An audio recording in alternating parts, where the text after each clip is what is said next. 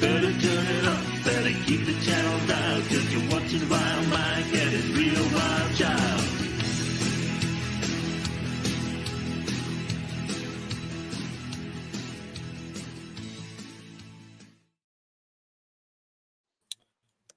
Howdy, folks. It's Vilemike here, and of course, as soon as I start, I get a notification on my phone on something. Maybe I actually got a notification that I went live. No, I got a notification that Elihu went live. How you doing, man? Wow. I'm trying to, in the past, I've only been able to go live on Twitter. I tried to go live on Twitter, well, X and YouTube, and hey, it's working for some reason. Why did you get the notification that I'm going live on Twitter and you're not? Or whatever. I don't know.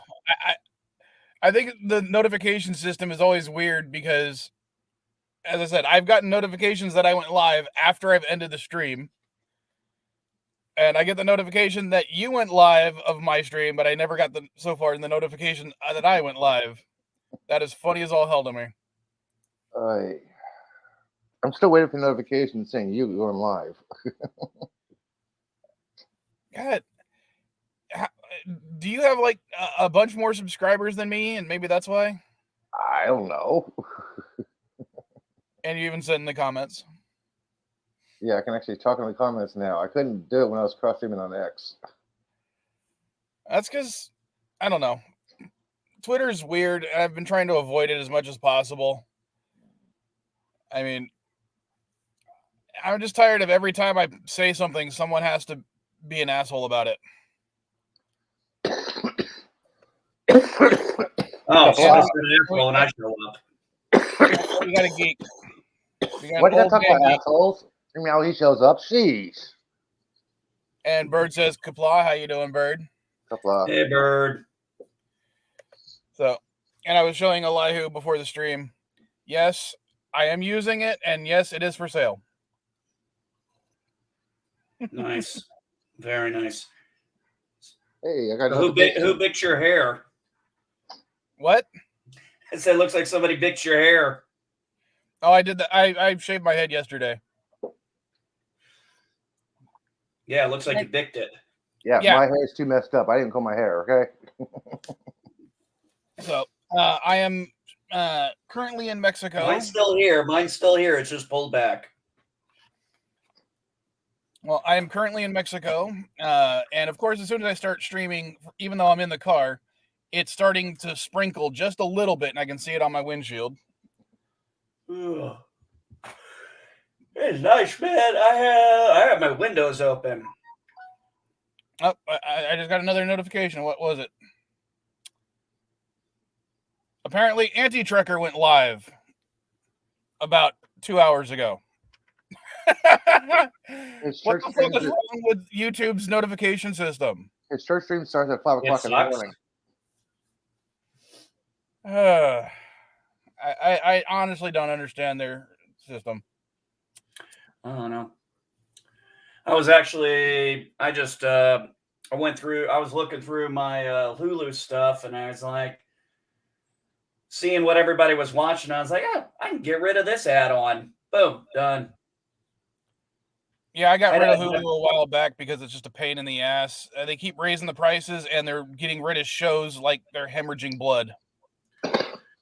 Actually, honestly, I was looking at my Netflix one. I'm looking at the Hulu. You know, you're kind of going through this stuff, seeing what I'm actually. Now it's kind of like, yeah. I went through and I saw what we were looking at, but we had like those little, you know, the add-on things with your Hulu, like you can have HBO Max, or what is it now? Max. So weird. So I was looking through and I was seeing which ones everybody was watching. And I was like, one of the particular ones, I think it was the Cinemax one. Nobody was watching anything on that. So I'm like, okay, I'm taking this one off. Because I actually wanted to give Apple TV a try. The only thing that was worthwhile ever watching on Apple TV was C. Well, that's on my list. Right now, I was watching the pilot for All Mankind. C is Jason Momoa TV show. Yeah. That's the only thing worth watching Apple TV ever had. I'm like, okay, this is worth it. Well, I can only watch so many episodes of Stargate SG-1 in a day. I mean, I'm sorry. I'm about 5 episodes. Then I'm like, yeah, I got to take a break. Why don't you just watch Comet TV? It's played 6 days a week. There's nothing on TV to watch. SG1's on Comet. I don't need it. Dude, I've got the DVDs. I got the entire fucking box set in my house. Well, Bird's telling Elihu that you'd probably like For All Mankind. I love That is actually the first show I'm watching. That's a great show, Bird. He recommended that show. I loved it. It's on my list to watch, but I refuse to pay for Apple TV because I have a standard boycott of anything Apple because the company sucks. I'm not going to start.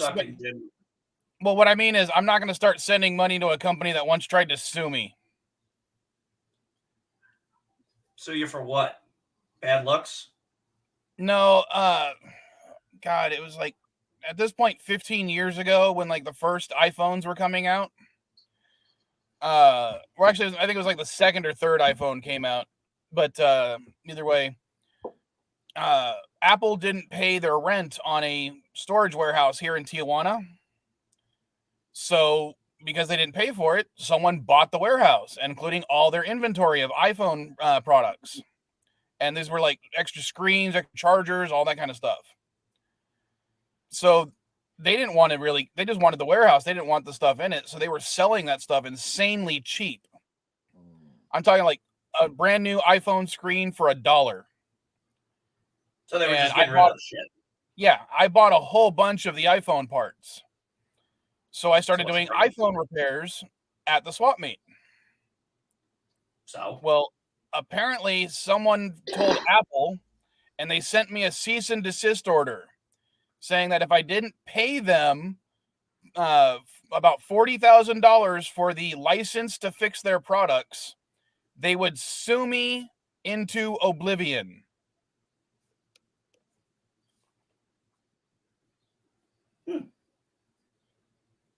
Sounds like fun. But yeah, I was looking what I could drop because I'm like, I can't just add stuff right now. So I was like, I got to drop something if I want to give this a try. So drop one thing, picked up another. Well, Mrs. Vile has Netflix at her place. So we've been watching, for some reason, despite the fact that neither one of us have watched the anime, haven't read a single one of the mangas, we've been watching One Piece for the last 2 days. I tried to watch that. I don't know. Again, I can't compare it to the manga or the anime. I haven't watched a single episode. I told Mrs. Vile that before we watched the first episode, I told her, I'm going to tell you everything I know about One Piece. They eat fruits that give them superpowers. That's one more thing than I knew. That's all I knew. I didn't know that. Oh, I didn't know anything. I think I watched maybe 15 minutes of it, and I said, yeah, this doesn't look like it's going to be interesting for me. And I went on to something else.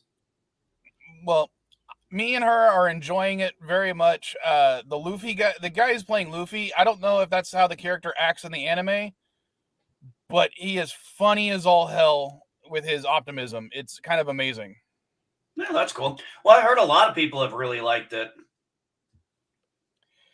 I'm still sad that there hasn't been a puppy or hovercraft in any of your Kinder eggs.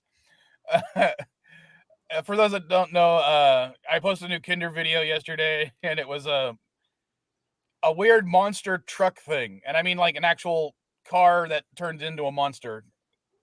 I compared it to the attack packs from the old 90s show, the 90s toys. Mm-hmm.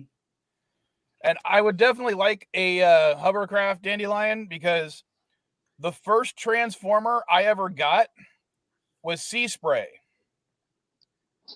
And if you look at the little pyramid, I can't see it right now. Maybe if I put a smaller comment. Dandelion, if you look right underneath NB's arm right there, I have Sea Spray in my little nerd category because he was my first Transformer, and Transformers are nerdy shit, and he's a hovercraft. because I don't even remember that one. he was one of the microbots. Same line that had Bumblebee, Huffer, Brawn, Outback. I couldn't get up. Yeah, unfortunately, I couldn't get a whole lot. We couldn't get a whole lot of Transformers. They were kind of little out of our price range sometimes. If I got a transfer, that was a special thing. Dandelion, I live in San Diego, where we actually have two amphib bases here, and both of which have hovercrafts, and occasionally you can see them either going off on out of the ocean down to the Pacific or onto Mission Bay. Very rarely, but I have seen them. They're usually transporting something to some ship out there.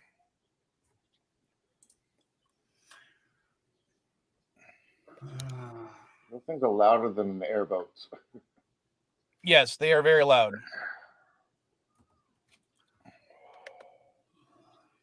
I think the last time I saw one was in Rumble in the Bronx. God, I haven't seen that movie in so long. Jackie! Oh, my Lord. Whew. But I yeah, don't think I've seen that since I rented it when it first came out. Well, back going to the One Piece, I'm actually enjoying it. I think the actors are doing a fantastic job portraying live action versions of cartoon characters. The thing basically is a live action cartoon or a live action anime. Everyone, they've got the orange hair people, green hair people, and they don't explain anything about it. So it's just like part of the universe. So it works, especially with the flamboyant costumes, the weird, like little things that each character would have that are fine in an anime or a cartoon that you think wouldn't work in real life, which they kind of don't, but because it doesn't, it still makes sense in context of the show. So I'm enjoying it. Well, from what I understood, they worked closely with the creator.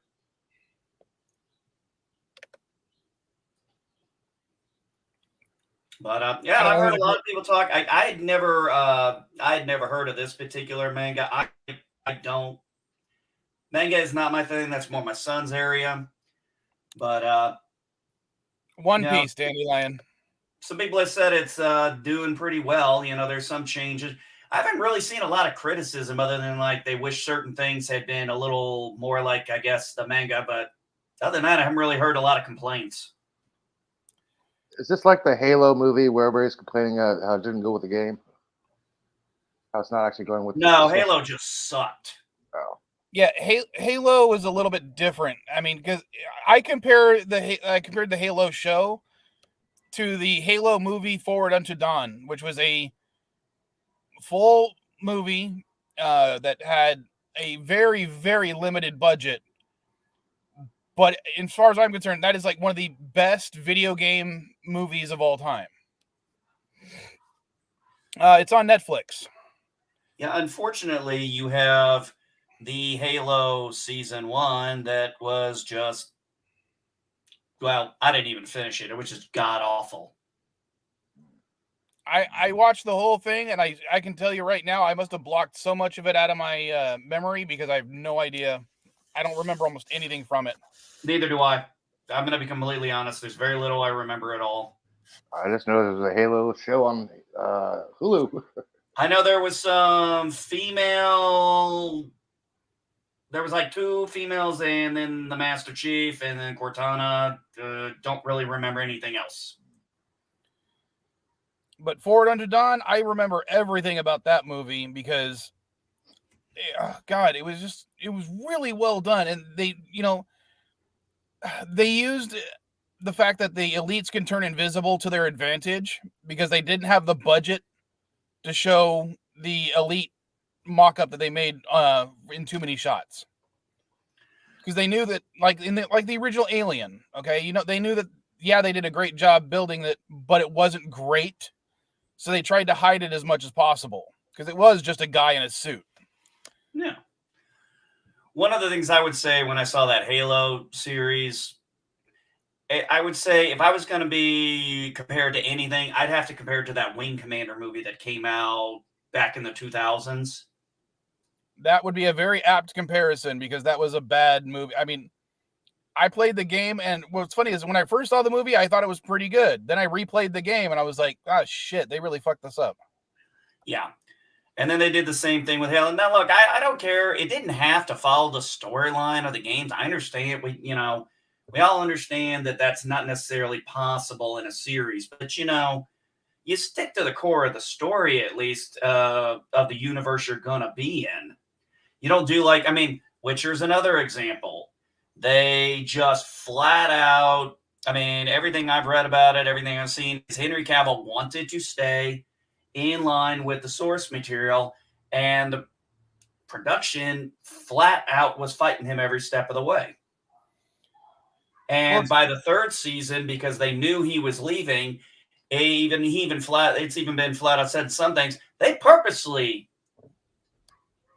kind of limited his role in that series. They were bringing it up to be more Siri now.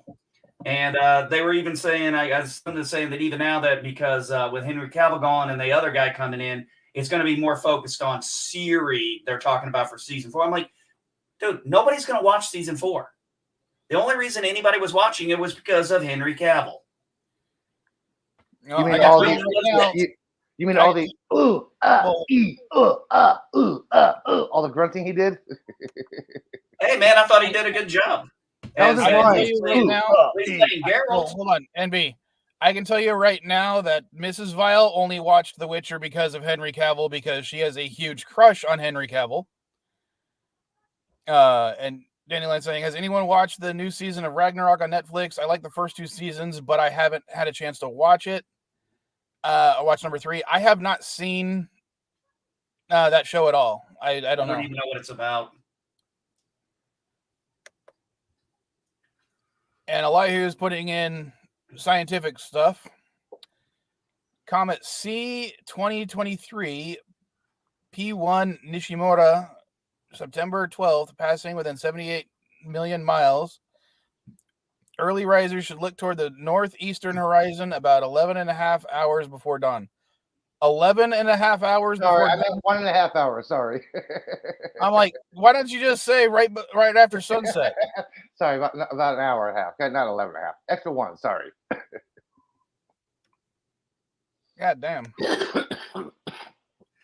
Well, since I wake up about that time, maybe I'll go out and try to see it. Basically, if you look up in the sky, you see all the twinkling dots. The fuzzy dot, that's the comet. It's not twinkling in the sky, it's a fuzzy dot in the sky. That's the comet. You can see with your naked eye. It should be about the height of satellites. You can see a lot clearer with binoculars, a hell of a lot clearer with a telescope. Well, I don't have a telescope anymore. I don't have binoculars that I can get to easily. I do have some binos. I have binos, but I have no scope. I got 2 binoculars and 2 telescopes. There's a shocker. Actually, it'd be more of a shocker if you told me you didn't have a telescope. I got 2 of them. I ended up having to sell mine, I think, a long time ago. I got a Meade and a Celestrum. But is there no tail on this one, or is the tail facing away from us so we can't see it? The tail is prominent. Okay. All right. Well, about another 430 years before it passes again.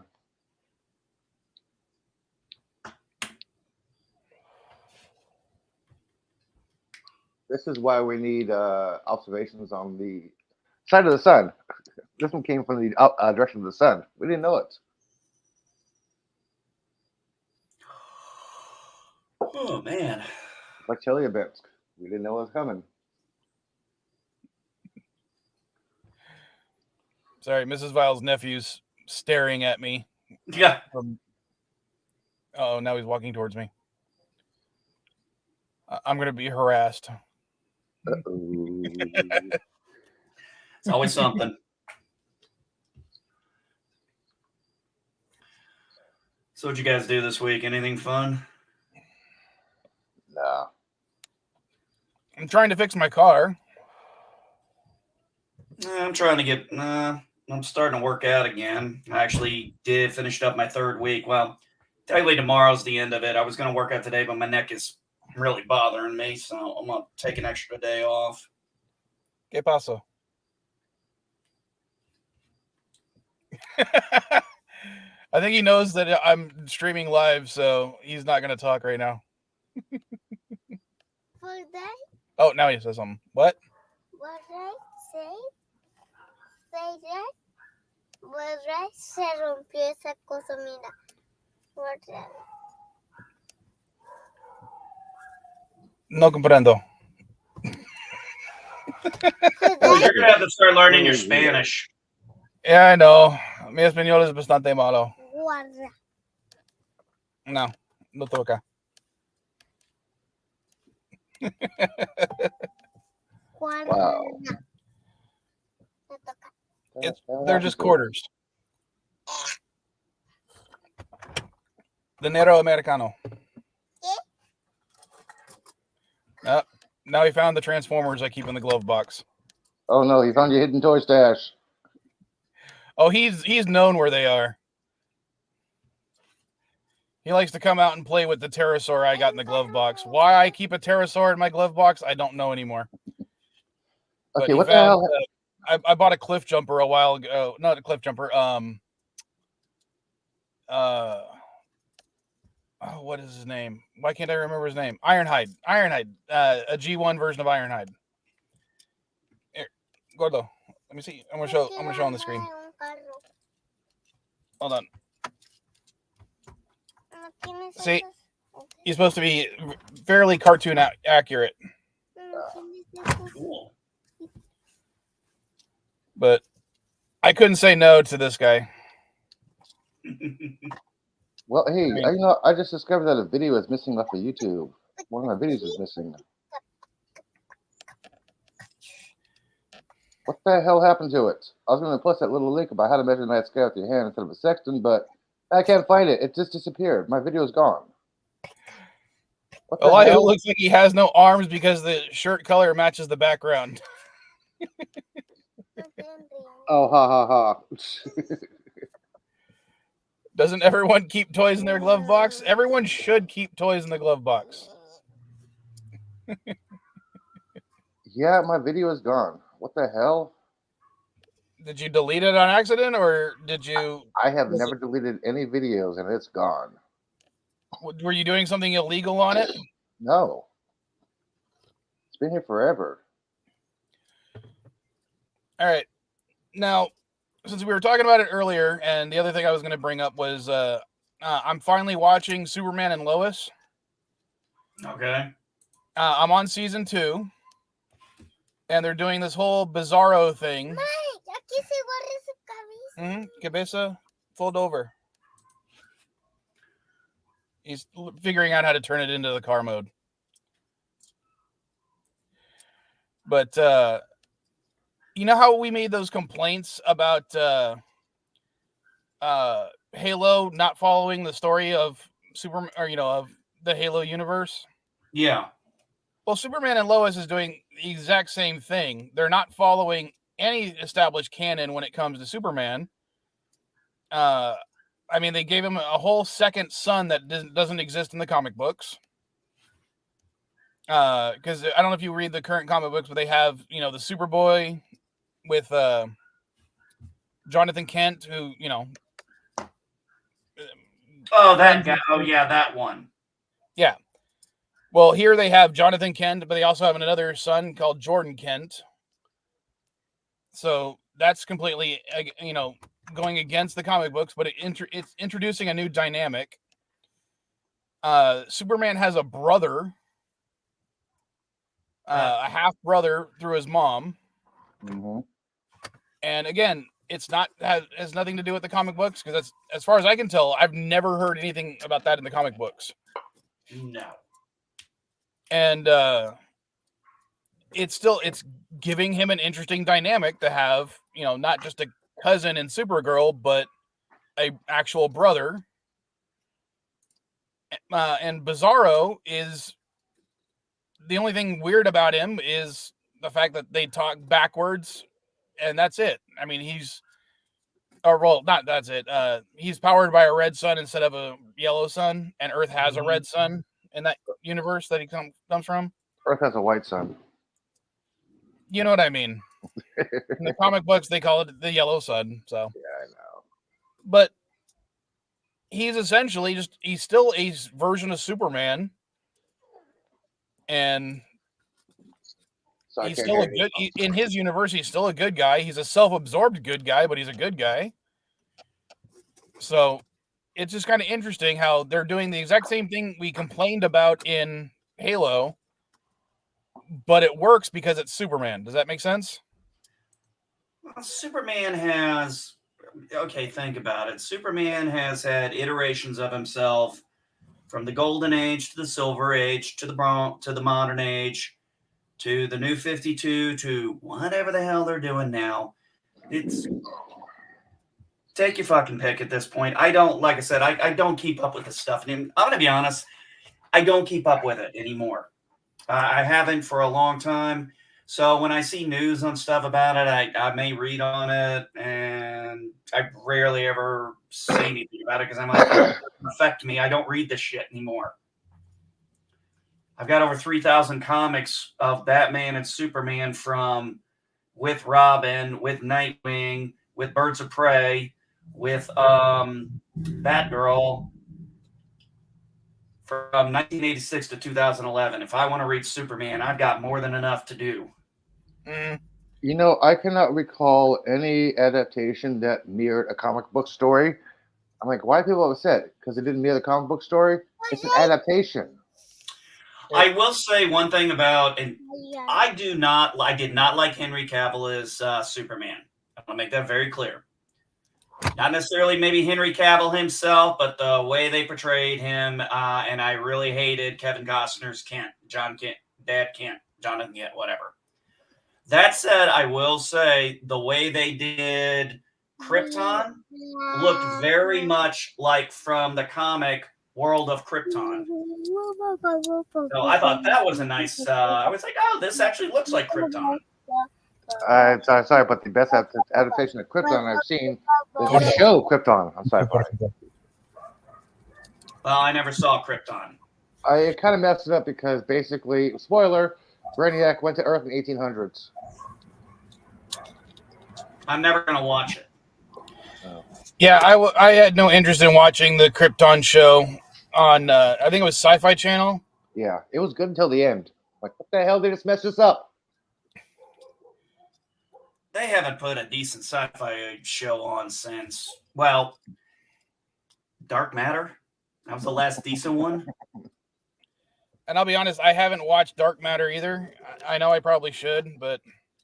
Don't bother, man. You're just going to get yourself set up for a big letdown. Yeah. But I've heard that's one of those. That's like one of those. That's like one of the one. So here's the whole thing that I could not figure out why Syfy did this. So you had Dark Matter and you had Killjoys going on, both of them getting the same ratings, literally the same ratings. Somehow Killjoys gets renewed at the third season, gets renewed for 2 more seasons. Dark Matter gets canceled. It's kind of like, why didn't you just give them both a 4th season? Maybe it had something to do with production and cost, because remember when the CW was debating whether or not to renew some shows, and the only one actually made it past it was Lois and Clark because of production value. They can actually afford to do this. The other shows they couldn't. Yeah, but here's all. No, I don't know, because I put it this way. I watched Killjoys and I watched Dark Matter, and Dark Matter was leaps and bounds a better fucking sci-fi show than Killjoys was.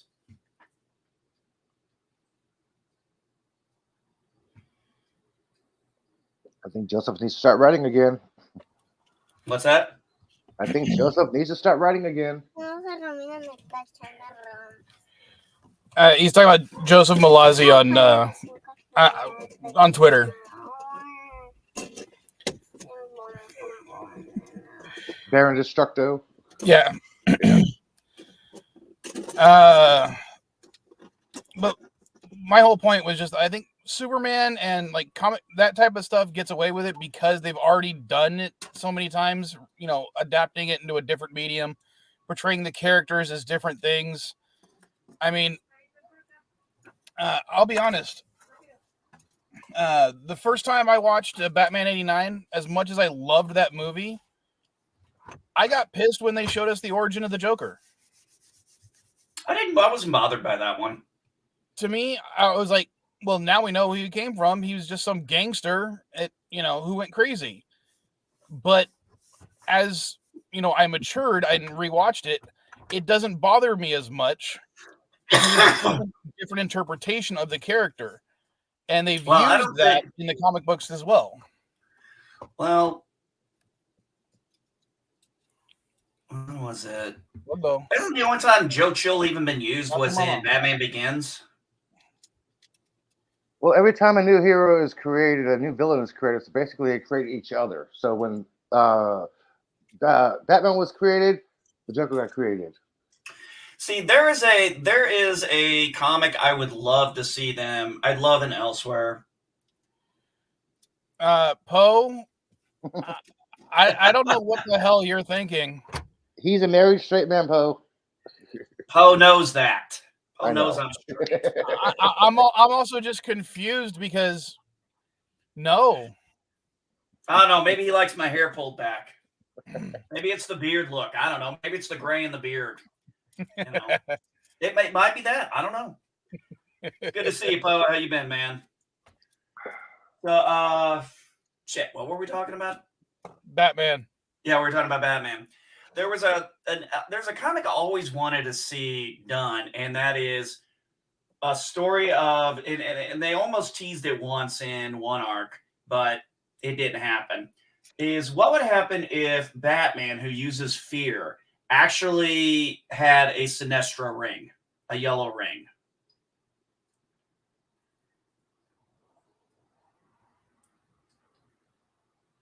Wouldn't work against his character. It's tactics. Apparently, Poe is half straight. I know. So I don't know what half straight means. I don't care if he's straight, gay, or bi, man. I just want to let you know. MB Geek is married. Okay. You guys act like you think I don't know he's bisexual. I know. I don't care I don't care. Oh, is that what he meant? Yeah, he's bisexual. Yeah. Yeah, I used to be bisexual because the only sex I was getting was when I bought it. Well,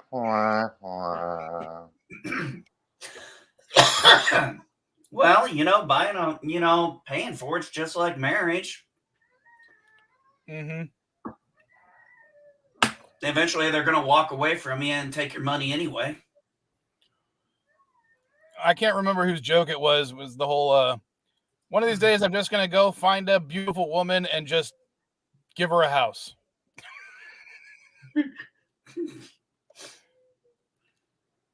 Some married people are experimental. I agree. There are. But back to Batman. We're not discussing that. What was it? Which one were you talking about? Storyline that I said I would love to see a storyline with Batman actually getting a Sinestro ring, the Ring of Fear, and how a story arc would affect with him saying, like he can't get rid of the ring. It's like the ring is he's stuck with it. So how would he go about using that? That might work in the process of trying to figure out how to get rid of it. Well, that might work for one of the DC animated movies, but I don't think it would work in live action. No, not live action. I'm thinking comic book. I was thinking it'd be a comic book I'd like to have. I thought he's gotten the Fear Ring multiple times. The only time I've only ever heard about it once, and I don't even know how accurate that was. If there was an Elsewhere story of that, I've not found it. Aren't they redoing Crisis on Infinite Earths? No, like I said, I don't really keep up with the comic book, what's going on in the comic book world, unless it's more on the indie side of things. I thought I read something about they're redoing Crisis. Okay, according to CBR.com, they have these literally in different storylines. There's been a version of Batman that's had almost every single ring. Blackest Night, he had a Black Lantern ring. In Brightest Day, he had a White Lantern ring.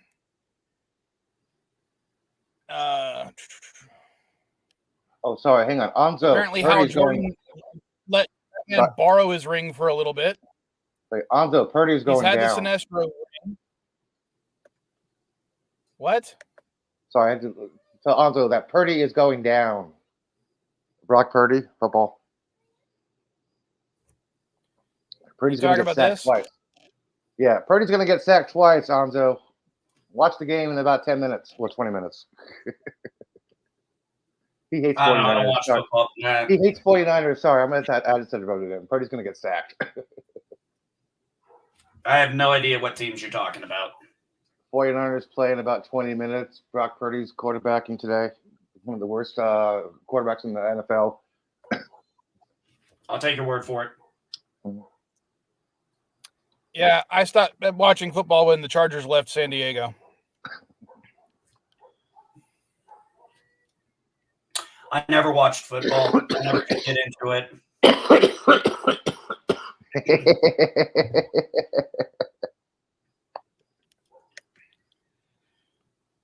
But I think you're right. It might be interesting to see like a Green Lantern Batman storyline where Batman is forced with one of the rings. Fear probably fits him the best, in all honesty. But again, I could see it as an animated movie, but that's about it. I wouldn't want to see it live action. I don't think it'd work live. No, live action, I don't think it'd work. I think an anime or a comic book, it would work just fine. Batman with the ring? No. Batman using Scarecrow's fear toxin? Yes. And how you doing, Bird? Hello, world. It's Bird05, Cuppa. Cuppa, Bird. So, Elihu, why are you telling people there's nothing good on Apple TV? If you admit there's For All Mankind is on Apple TV. The show is not season 4, so it's not on right now. So technically, there's 3 seasons of it on Apple TV. I'm still waiting to find out how she survived. Right now. Dude, I'm 25 minutes into this. I'm already like, I know I'm gonna like this show. How did she survive that bombing? I want to know. Well, I think what he's saying is there's nothing currently airing that he likes. Okay. Bird. There's nothing currently airing anywhere. That's not how that's not how streaming works. Because if it's on the platform, it's a great platform, although there's no new episodes of shows. If it's relatively recent on the platform, yeah, I would say it means there's some, just because it's not streaming currently doesn't mean it's not on the platform. Oh, like the best thing to watch on Hulu is Yorville. Gotcha. Well, here's the thing. All anybody ever talks about is either the Orville, Star Wars, Star Trek. We occasionally get to Stargate. Nobody ever talks about what's on Apple TV. Or I do. Okay, you're the exception. You're like the one exception. Well, even Elihu here knows it, and the way he phrases it, it tells people, there's nothing worth watching on Apple TV. It's just not true. Currently. Well, hold on. I'm gonna check.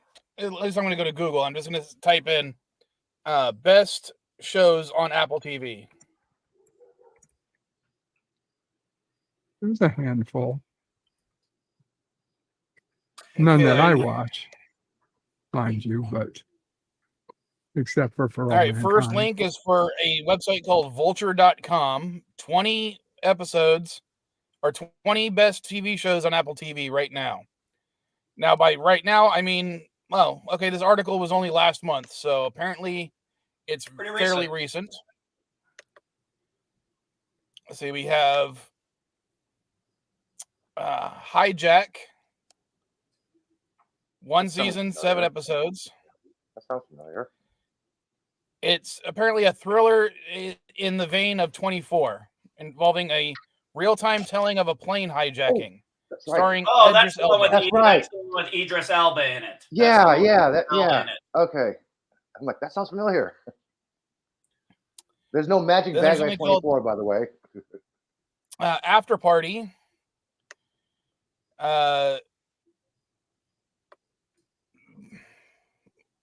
I don't know. They're talking about the creators, but it doesn't really tell me anything about the plot. Oh, a hysterical murder mystery, not like nothing else on television, taking an Agatha Christie plot and filtering it through some of the funniest voices in comedy. Oh, Murders in Okay. the Building? No, the After Party. Oh, it sounded like Murders in the Building. Only Murders in the Building. Something called Blackbird. The true story about a criminal named Jimmy Keene. Okay. Something called Dickinson, which sounds like a porno. It's Charles Dickinson.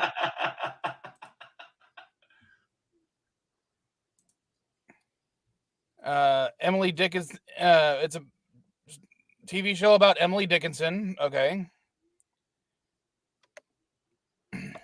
I mean, listen, you're reading the 20 top. That's ridiculous. Even Netflix doesn't have 20 great series. Well, if you can find 4, I'd be surprised. Well, I'm just reading these, and but I haven't obviously, heard if somebody so says far. 20 top, that's an unrealistic. That's just a advertisement. Probably. To say that there's 20 great shows out of what? I mean, how many shows do they have? 25? I think they have about, I think when I looked at it, somewhere around 40 or 50 shows. I mean, yeah, they got a lot. I mean, they don't exactly have like a couple of hundred shows. Original programs, at least. Okay, well, this is the next one is 5 Days at Memorial. It's basically about Hurricane Katrina, or at least a hospital called Memorial Hospital during Hurricane Katrina. Yeah, I know what that hospital was down in Clement. Then we get to the only one I've heard of so far, For All Mankind. So I'm not, since we talked about it already, I'm not going to go into it. It's not in the top spot. No, it's not in the top spot. It should be in the top 5. Agreed. It's ridiculous if it's not. Apparently, these are in reverse order. So the number 1 was that hijack one. So that's that probably would make because For All that's Mankind 5th out of 20. That's probably because it is a more recent show that's airing.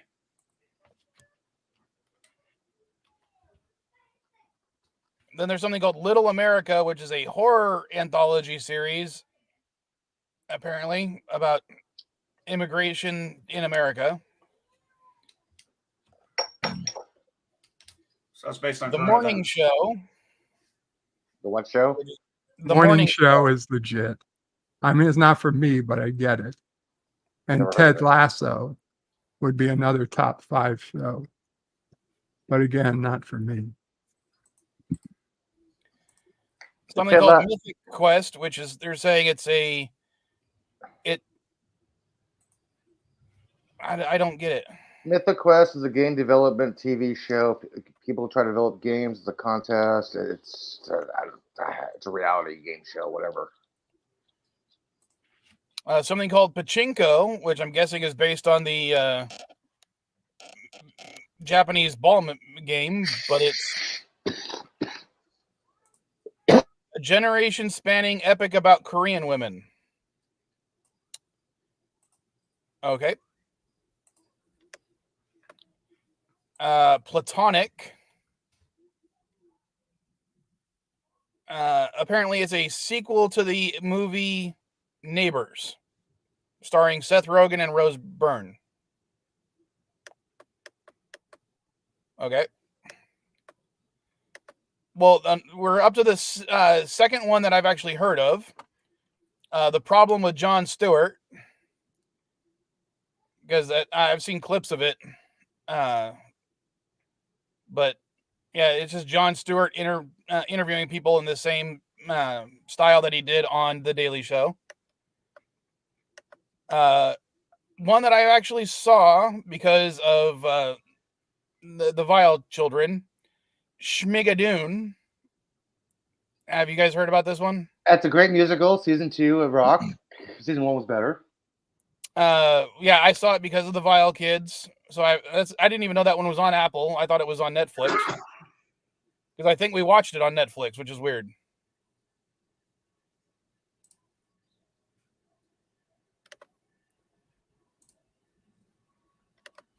Oh, I don't know when he posted that, but he says he's going to Carl's Jr. Yeah, if you guys watch Schmigadoon, watch the first season because the Chicago one was stupid. What was it called? Schmigadoon. The first season was better. Second one went Chicago-ish. Like Chicago the musical. I only saw the first season so far, but again, I'm pretty sure I saw it on Netflix, which is weird. Something called Servant. What?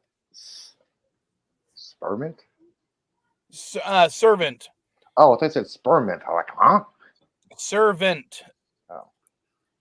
Now, if you look at ratings now, if you look at the ratings, viewer ratings on IMDb, that kind of gives you a decent idea. I saw For All Mankind. I'm assuming IMDb is a 10-point system. Yes, it's out of 10, I believe. Okay. I saw For All Mankind on their list. It's like got an 8.0 rating, viewer rating. Okay. So that's pretty good. The show says it's been on for 4 seasons, and I'm really confused. Okay, this is the plot synopsis of Servant. Lauren Ambrose stars as a Philadelphia reporter who has been treating a baby doll like her actual child. She hires a nanny to take care of the toy, and her husband is startled when the doll comes to life. And I'm like, that lasted 4 seasons and 40 episodes? He could have. I might have to watch that one just because I'm interested in how it fucking lasted 40 episodes. I gotta be honest with you. Now I'm a little curious myself. You kind of makes you wonder: is this a creepy movie? Is it a creepy? What kind of it? Is it a thriller or what? It's produced by M. Night Shyamalan. Okay, that explains. Okay, so it's gonna be. Nothing explains that a lot when his name's involved, dude. Nothing explains that. Come on. Oh, everything explains that. He has a very niche writing style. Yeah, let's just be honest. It's very niche. It's like what's his name? R.L. Stein adult version. I was actually going to say like Quentin Tarantino. I'd say R.L. Stein adult version. No, because M. Night Shyamalan does not know how to write dialogue like Quentin Tarantino can. No, I just said they write a very specific type of movie. More shocking that only the husband was surprised when the doll came to life. I'm wondering how he's able to stay married to someone who thinks their doll is their child or treats a doll like their child. He treats a dog like a child. The joke was on him. I get unnerved when people treat their dogs like children. I know. Get the dog out of that stroller. I can tell you so many times I've been at one of my stores where someone has their dog in the shopping cart, and they're like, should we go to electronics and see if there's anything you want to watch? I'm like, you're talking to a fucking dog. What do you think the dog's going to do? Oh, they got the complete series of Lassie. Let's go get that, mama. Yeah, unfortunately, you cannot find the complete seasons of Lassie. I've looked.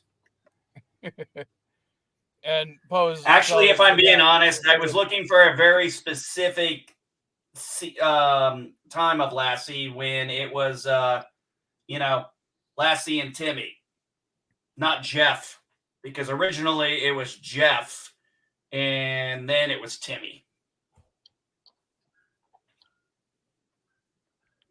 The fact that none of you all have a damn clue what I'm talking about is very sad. Dude, we're old. We know who Lassie and Timmy is, okay? No, I'm talking about who Jeff was. I don't know who Jeff was. I didn't watch Lassie. That was the guy that was the boy who owned Lassie before Timmy.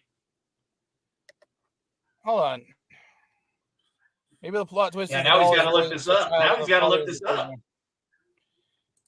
That would actually be interesting concept, Dandelion. Hola, Mrs. Cardenas.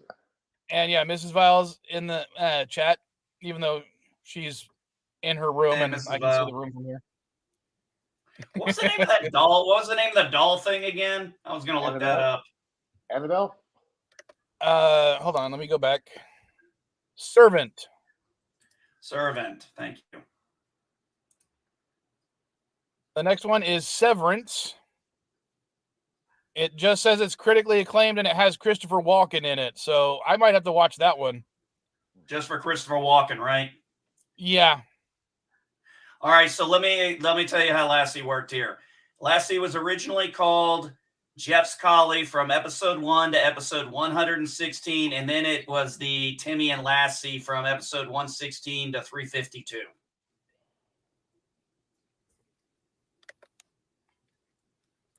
Hold on, when did Lassie come out? 1954. Yeah, so that's literally 30 years before I was born, dude. Well, the original Lassie came out long before then. It was a movie. Okay, when did that come out? Oh, good question. When did Lassie come home? Oh, Lassie home. I'm trying to remember. A long damn time. And Elias telling everyone he has to pee. Yeah, Lassie come home, 1943 film. And that was in, I believe, England. Yeah, I have, as I said, I've never really been a huge fan of Lassie, so. You uncultured person. Sorry. Maybe I'm just Come not on, as man. How can you not? Come on, man. Timmy fell down the well. We got to go save him. Somehow they always understand what the hell Lassie's saying. It's like one of my favorite games of all time, Fallout New Vegas. If you have the Wild Wasteland trait turned on, yeah, there's a point where Rex the Robo Dog starts barking at you, and only if you have this activated, he'll do this, and it'll take you to a location that doesn't exist in the main game if you don't have that trait selected, where Rex tells you about someone who's fallen down a well. You find this well, go down it. You find a child's corpse next to a BB gun and a dead mole rat.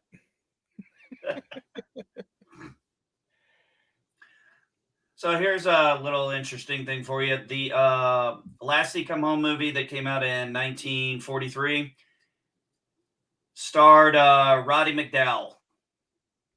Interesting. As the schoolboy. Oh, shit, he was the schoolboy in it. I mean, gosh darn. That was actually Roddy McDowall as a kid. I didn't know that when I watched it. Long ass time ago, I watched it. That means you're old. You're older than me. I know. This one is Shrinking.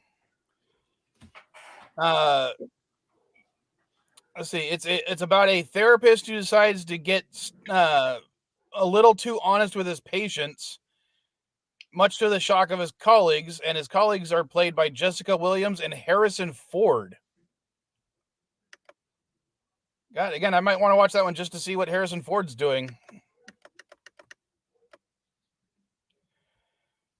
Let's see. A show called Silo, which is an adaptation of a series of books called Wool by Hugh Howey. I've never heard of the series. Set in the future in which we've destroyed the planet, Silo refers to the huge underground bunker that houses around 10,000 citizens underground. 10,000, that's it? Wow, small population. Barely enough to keep genetic diversity up. Slow Horses, a spy thriller. Slow Horses. Is that Brokeback Mountain from the perspective of the horses? Maybe. But God, look at, the cast list is interesting. Will Smith, Gary Oldman, and it's about British spies, so it's actually closer to James Bond.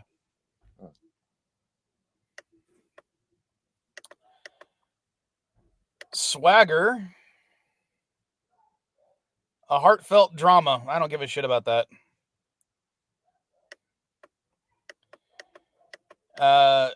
Ted Lasso, which I actually have heard of, but I haven't seen anything about it. I've heard it's good, though, and that's the last show on the list. So out of the entire list that I went over, I've only heard of 3 of the top 20 shows, apparently. I've And only heard a seen couple of one. them.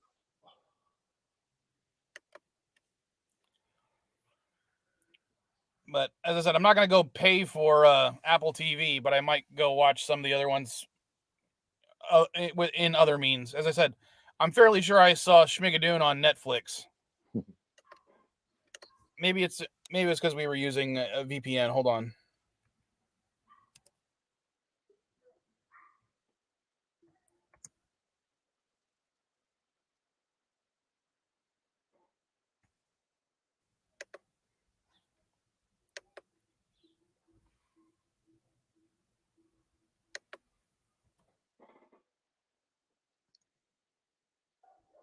It kind of does look like I have no arms. I just actually noticed that. Here's some Apparently arms. it says it's only available on Apple TV, so maybe we did watch it on Apple TV and I just didn't notice. I thought it was Netflix.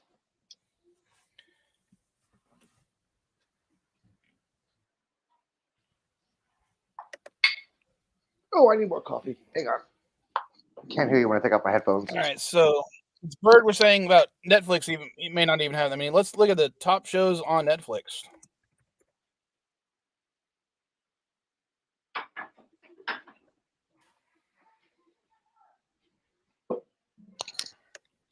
What I meant Let's was see. Netflix is a far larger streaming service than Amazon and than Apple. And I'd be hard pressed to think of 20 great shows on Netflix. Certainly, 20 great shows on Apple is just a ridiculous funny about number. That? Apparently, let's see. This article was again last month. This is the 100 best Netflix series to watch right now.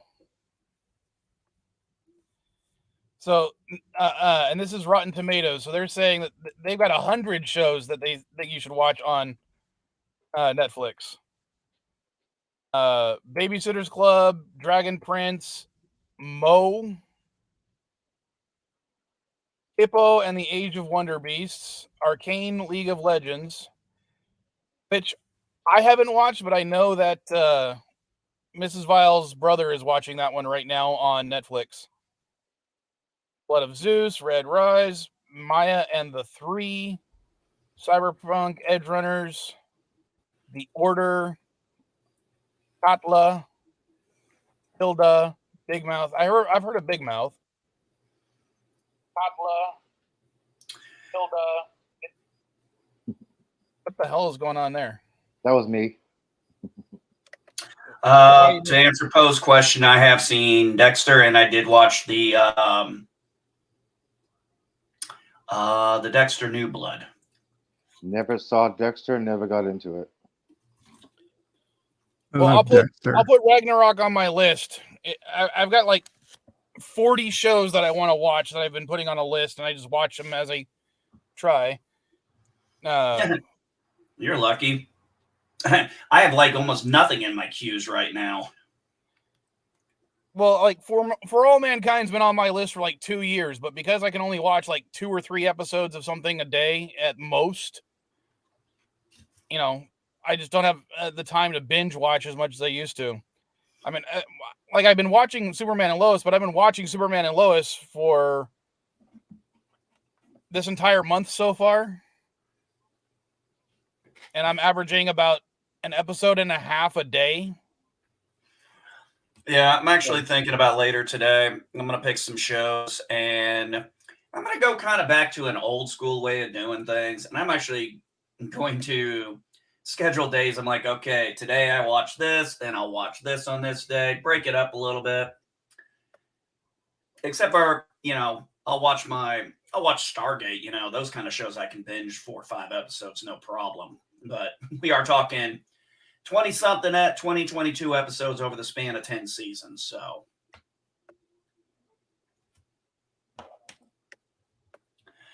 I thought it was hilarious. My daughter's watching, she was watching Supernatural. She said she got to season 5. She's like, she took a break. And she's like, doesn't know if she wants to go back or not. I was like, why? She goes, because there's still 10 more freaking seasons. And I'm like, yeah, about 20 plus episodes each. Yeah, it is kind of interesting how short, now that things on streaming so much, how short seasons have become. I mean, everything used to be 20, 25, 26 episodes, and now everything's like 8, 9, 10 episodes. Well, we kind of went away from the episodic. Okay, so for things like Law and Order, CSI, a lot of those shows, one of the advantages of their episodic nature is you could actually stop at a certain point in the show and that'd be the end of it, or you could pick up at a certain point in the show and probably not lose a whole lot, and not lose a whole lot in it. You're not going to get totally confused on, a lot of backstory on the plot. Like if you showed up in CSI like season 4 or 5, you're eventually going to have a pretty good idea what the characters are like. You did that with Law and Order. You never really knew much about the characters' personal lives. You mean like when Frasier was there in season 2? Oh, wait, I know who Frasier is. I know who these people are. Yeah. Okay. Yeah, exactly. Yeah. And Caddy's in the chat. Oh, crap. I mean, hi. Hey, Caddy. Come on up, sweetheart, if you want. Caddy, But, there's this new show called Bonnie and Clyde. Well, then you have shows like NCIS and which one is the only one left of the Law and Orders? SVU, I think. And they've been on like going 20 some odd years now, I think. Pretty close to it. I just can't bring myself to want to watch a show that has that many freaking episodes. I'm just like, no. All right, Law and Order is, let's see. I think SVU's actually past the original. Okay, it lasted 20 seasons. In 2010, it went on 2010 it ended, and then on September 28th, 2021, it came back for a 21st season. And it's currently on its 23rd season. Law and Order came back? Yeah, it came back in 2021, and it's on its 23rd season. Oh, it must be one of those where they did. Okay, remember for a while there was this kick going on. They brought back Murphy Brown. They brought back Mad About You. They brought back Will and Grace. Mm-hmm. Yeah. They brought back Roseanne. They brought back. It was like they were just bringing all these old shows back, and well, you think about it, most of them didn't last. Murphy Brown didn't last but a season. Roseanne only lasted a season, then the Connors spin off, but we all know that controversy. Well, you know what's funny is I watched the Connors because it was on Hulu when I was paying for Hulu. And I was actually impressed with how topical they got. But the problem with it is it's going to date it so badly in the future because they talk about COVID for like six episodes straight. And I can tell you right now, as a historical piece, it'll probably be very interesting to see that, like in 100 years, how people look at that. But in 20 years, people are not going to give a shit about that show because they're not going to care about COVID. No. Well, the problem, one of the things too, I think I heard about this. Speaking of which, aren't they bringing Frasier back? No, they're supposed to, but it's been put on hold and green lighted and yellowed and wait. They're like, stop. I think the whole Kelsey Grammer thing is going to cause people not to want to watch it. So I think they're going to have to hold back until he can become franchisable again. What? I have no idea. I don't know what he did. I don't know what he did. The whole pressuring people into having sex thing. Never heard of it. No, I don't know what you're talking about. Oh, hold on. Okay, Oh, I don't. just to list the for the amount of episodes that Law and Order currently has, it has 488 episodes. Jeez. What was All it? right. That Murphy Brown show came back, and what was it? That Will and Grace came back. Did that last or did it stay? No, This Will is- and Grace was only a couple episodes specials. Murphy But I Brown was thought it supposed was to be a like I thought it reboot. was a reboot. I thought they brought the show back. No, they were supposed to bring back Murphy Brown, but that tanked. The whole funny part of Murphy Brown was, who's your secretary this week? Okay, apparently it was allegations that were brought up from an event that happened in 1995 where he slept with his underage babysitter. Oh, okay. And during the whole Me Allegedly. Too movement, she kind of Allegedly. she brought it up.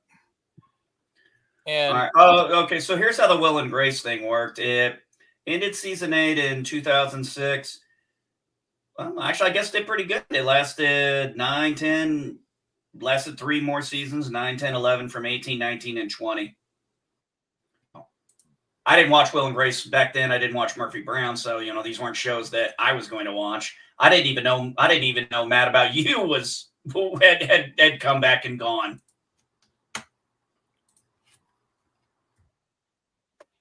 yeah, Mad About You came back? Yeah, I didn't know that either. I didn't know Neither did I. Paul Reiser and Helen Hunt. I have Mad About You. I actually have the series. Hey, Paul Reiser and Helen Hunt came back on TV? No way. Some shows don't reboot well. They are just intrinsic to the time they were released and popular. I completely agree. The way to do it is to do a whole quote unquote next, like Star Trek did it, do a next generation thing. Or like Fresh Prince did. Do a whole new genre of Fresh Prince. I love the new reboots. So I didn't know they did a there was reboot a of Fresh season. Prince. Yeah. Oh yes. It makes a hell of a lot more sense than the comical, theatrical, campy version of the Will Smith original version. Basically, one teenager's like, I love this show. How about making it a drama? She wrote a little pilot episode of Will Smith. Will's like, love this. He became executive producer on this, and they made a whole new show on this.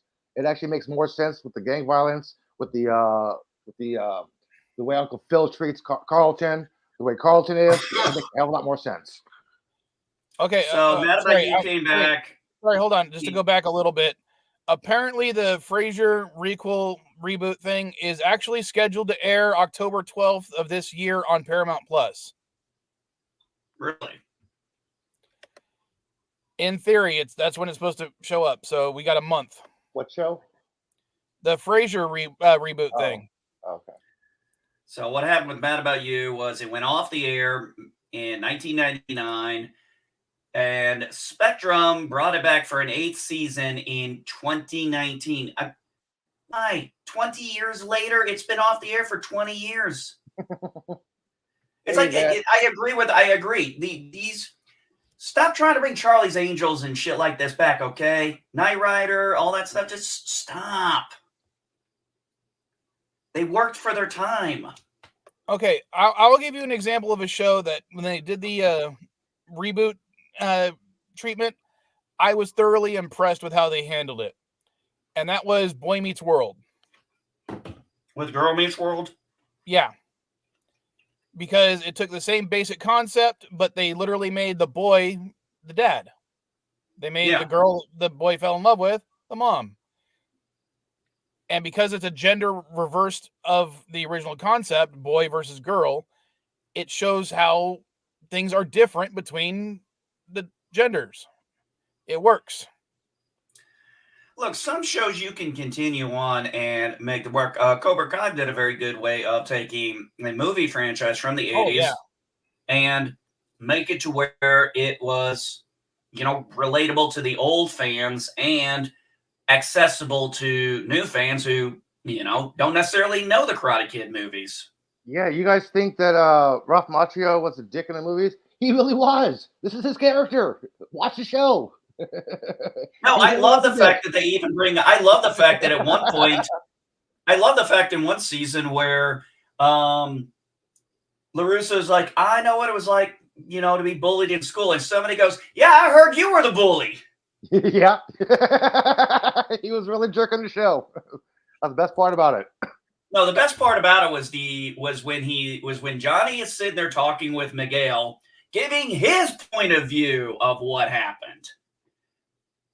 And it's kind of like, yeah, actually, I can see Johnny's point of view. And yeah, Danny was a dick. There's no way around it. Danny was a dick. Yeah. They made the bad guy the good guy. Josh Gad, great actor. Well, let's remember, I mean, LaRusso did fucking sucker punch him. That's just a bitch move. You don't do that. So when Johnny kicks his ass, every time I see that now, I was like, when I first watched it as a kid, I was like, oh, that's fucking a little too harsh. And now as I watch it as I'm older, I'm like, nah, Danny, you deserve that shit.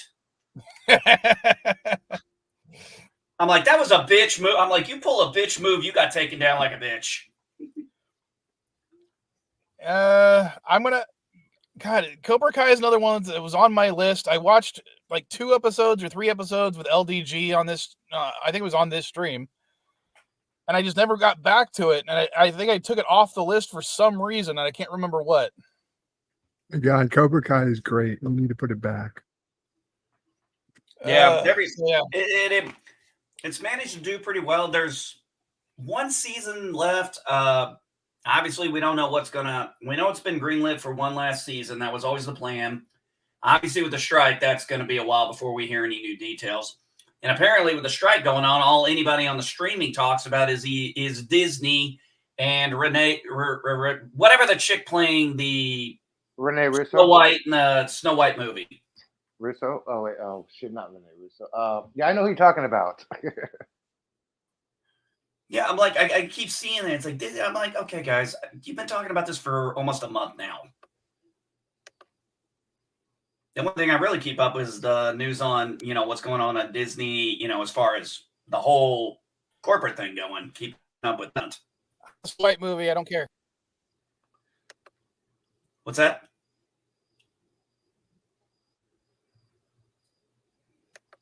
What, Mike? Mike. I think he's having computer problems again. Can you hear me? Yeah. What the hell's going on? All of a sudden, StreamYards was like not working. It must have been on your end. None of us seem to have had an issue. Nope. No, literally, my camera froze on my end, and then I switched the camera off, and it just showed me with a nipple. Well, that depends, Danny Lyon. I have in the listing that I'd wash it before I send it. But if you want it unwashed, I will send it to you unwashed. And you could. Oh yeah. Okay, that just sounded creepy. He will. I'm thinking of the Leonard Nimoy napkin from Big Bang Theory and Sheldon. Oh yeah. I have Spock DNA. I have Leonard Nimoy's DNA. I can clone. I'm one healthy ovum away from cloning my own. Leonard Nimoy. Yeah. Oh no. I never could get in that show. I watched like 3 episodes of Big Bang Theory, and I giggled once in the whole thing. There were some funny episodes. There were some boring episodes, stupid ones. But overall, it was an interesting show. Yeah, I liked the show up until a certain point, and I just stopped watching, and I don't even know when I stopped watching. It's kind of like The Simpsons or South Park. Just one day you stop watching, and you don't know when it happened. Yeah, I stopped watching South Park season 18. I think I stopped watching Simpsons. Maybe 2005 might have been the last episode I saw one. Wait a minute. Yeah, might have been about that time. As I said, I just don't know when I stopped. I just know at some point I didn't care to watch it anymore. I mean, I did see the streaming wars, South Park streaming wars. That was funny. I didn't watch that one. No. See, me and a buddy of mine used to watch South Park all the time, but we'd like binge watch 4 or 5 episodes, and then we'd stop watching it for a few weeks, and we'd been, just because that way we didn't have to watch it every week. But I don't know. At some point, we just stopped, and I don't know why. I never watched it full. I never watched it full time. It was just something that, like, I'd watch if it was on, but it wasn't something I was ever gravitated towards.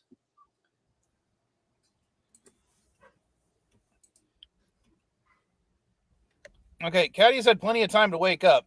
If you're still listening, sweetheart, you can hit the link and join us. Hey, Caddy, did you know that in 2021 there was a show in the Netherlands called Bonnie and Clyde?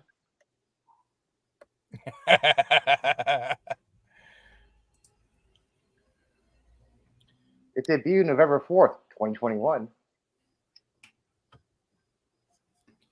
Thought you might be interested in that. That's if she's even still listening.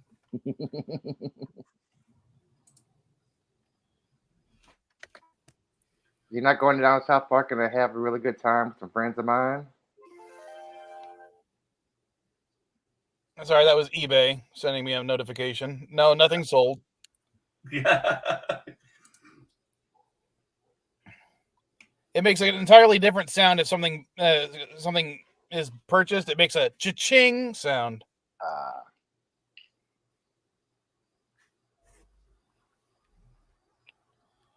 Let's see.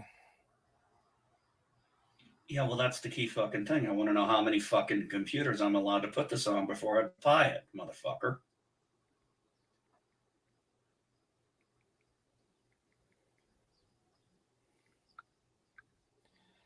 Damn, it's cold. All right, I'm sending her a message on Messenger, Caddy, to see if she's still listening.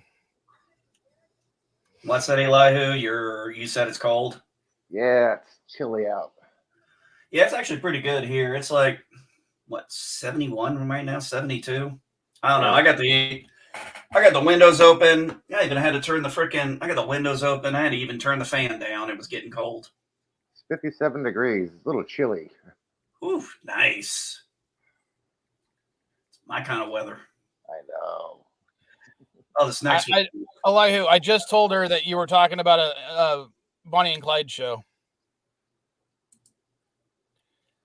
So let's see if she comes back. Okay.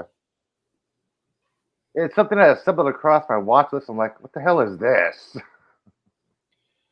What streaming service is it on? I don't know what streaming service it's on. It was a show from the Netherlands that aired in 2021. Videoland. Is that what it's called?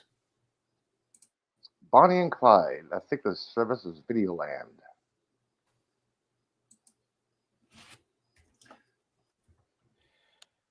Netherlands drama thriller. I just typed in Bonnie and Clyde Videoland, and the Google search result, the first one is Dijden en Guido road trip door Nederland met haar destructief vriend Greg liet de Lozengoden Ezra. Okay, we get it. You don't know how to read it. It stars Dylan Yurtikal and Yannick Yelselfoon and Nazimi Oral. God damn it. Hold on. I got to pause.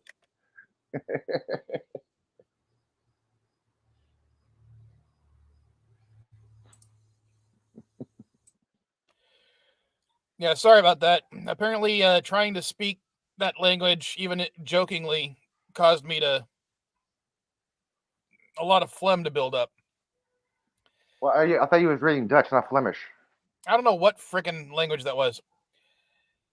All right, everyone. Got to get my got to get my day going. I'm going camping this week. Lots to do before I leave. Well, just remember, Danny Lion, don't fuck in the woods. Sorry, I recently watched the first one of those movies, and it was so stupid, but I couldn't help but love every second of it.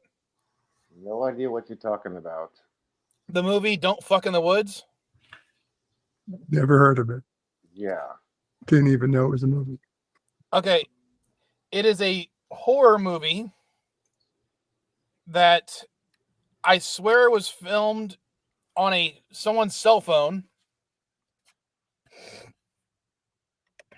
Because you'll be killed by aliens, of course. That's why. And yeah, there's like an alien serial killer dude that's killing people who have sex in the woods. Okay. And it looks like it was filmed on a budget of about $200. Okay. Man, for some reason, it got a sequel that I haven't seen yet. Did somebody pay you $200 to claim they were filming a movie and they had sex with you in the woods? Possibly.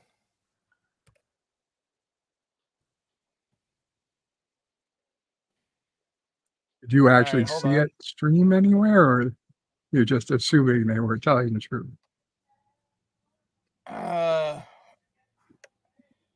Well, I saw it on DVD, Right. but it is Was it somebody who burned it to DVD themselves? possibly. Yeah.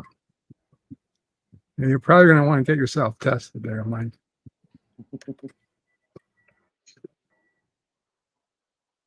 At least did not make good condoms.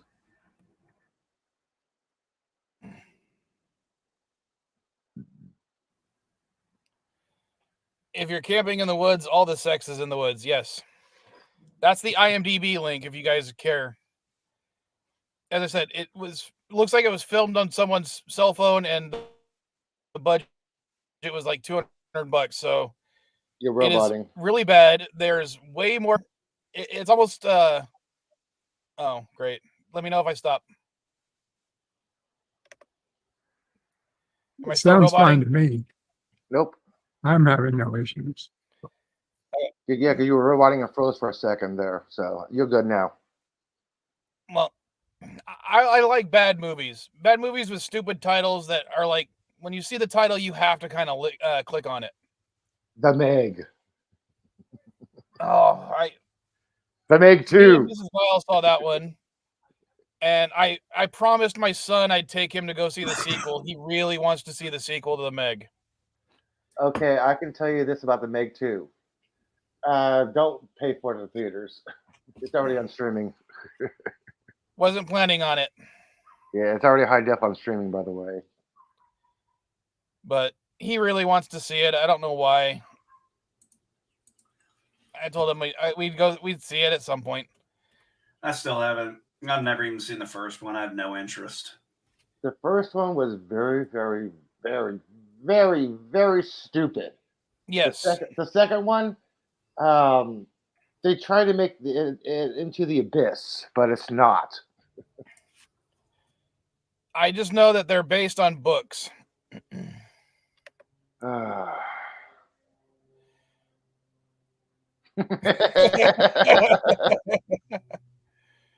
I don't know, Dandelion. It's just a movie. Yeah, all that noise you hear in those bugs, they're either having sex or trying to find somebody to have sex with. I think we could change the phrasing to does a bear fuck in the woods? I don't know, but I watched that Bears Discover Fire was pretty good. Huh? Yeah, I don't know about that. I'll have to find it for you. It was one of an actual YouTube place that's at.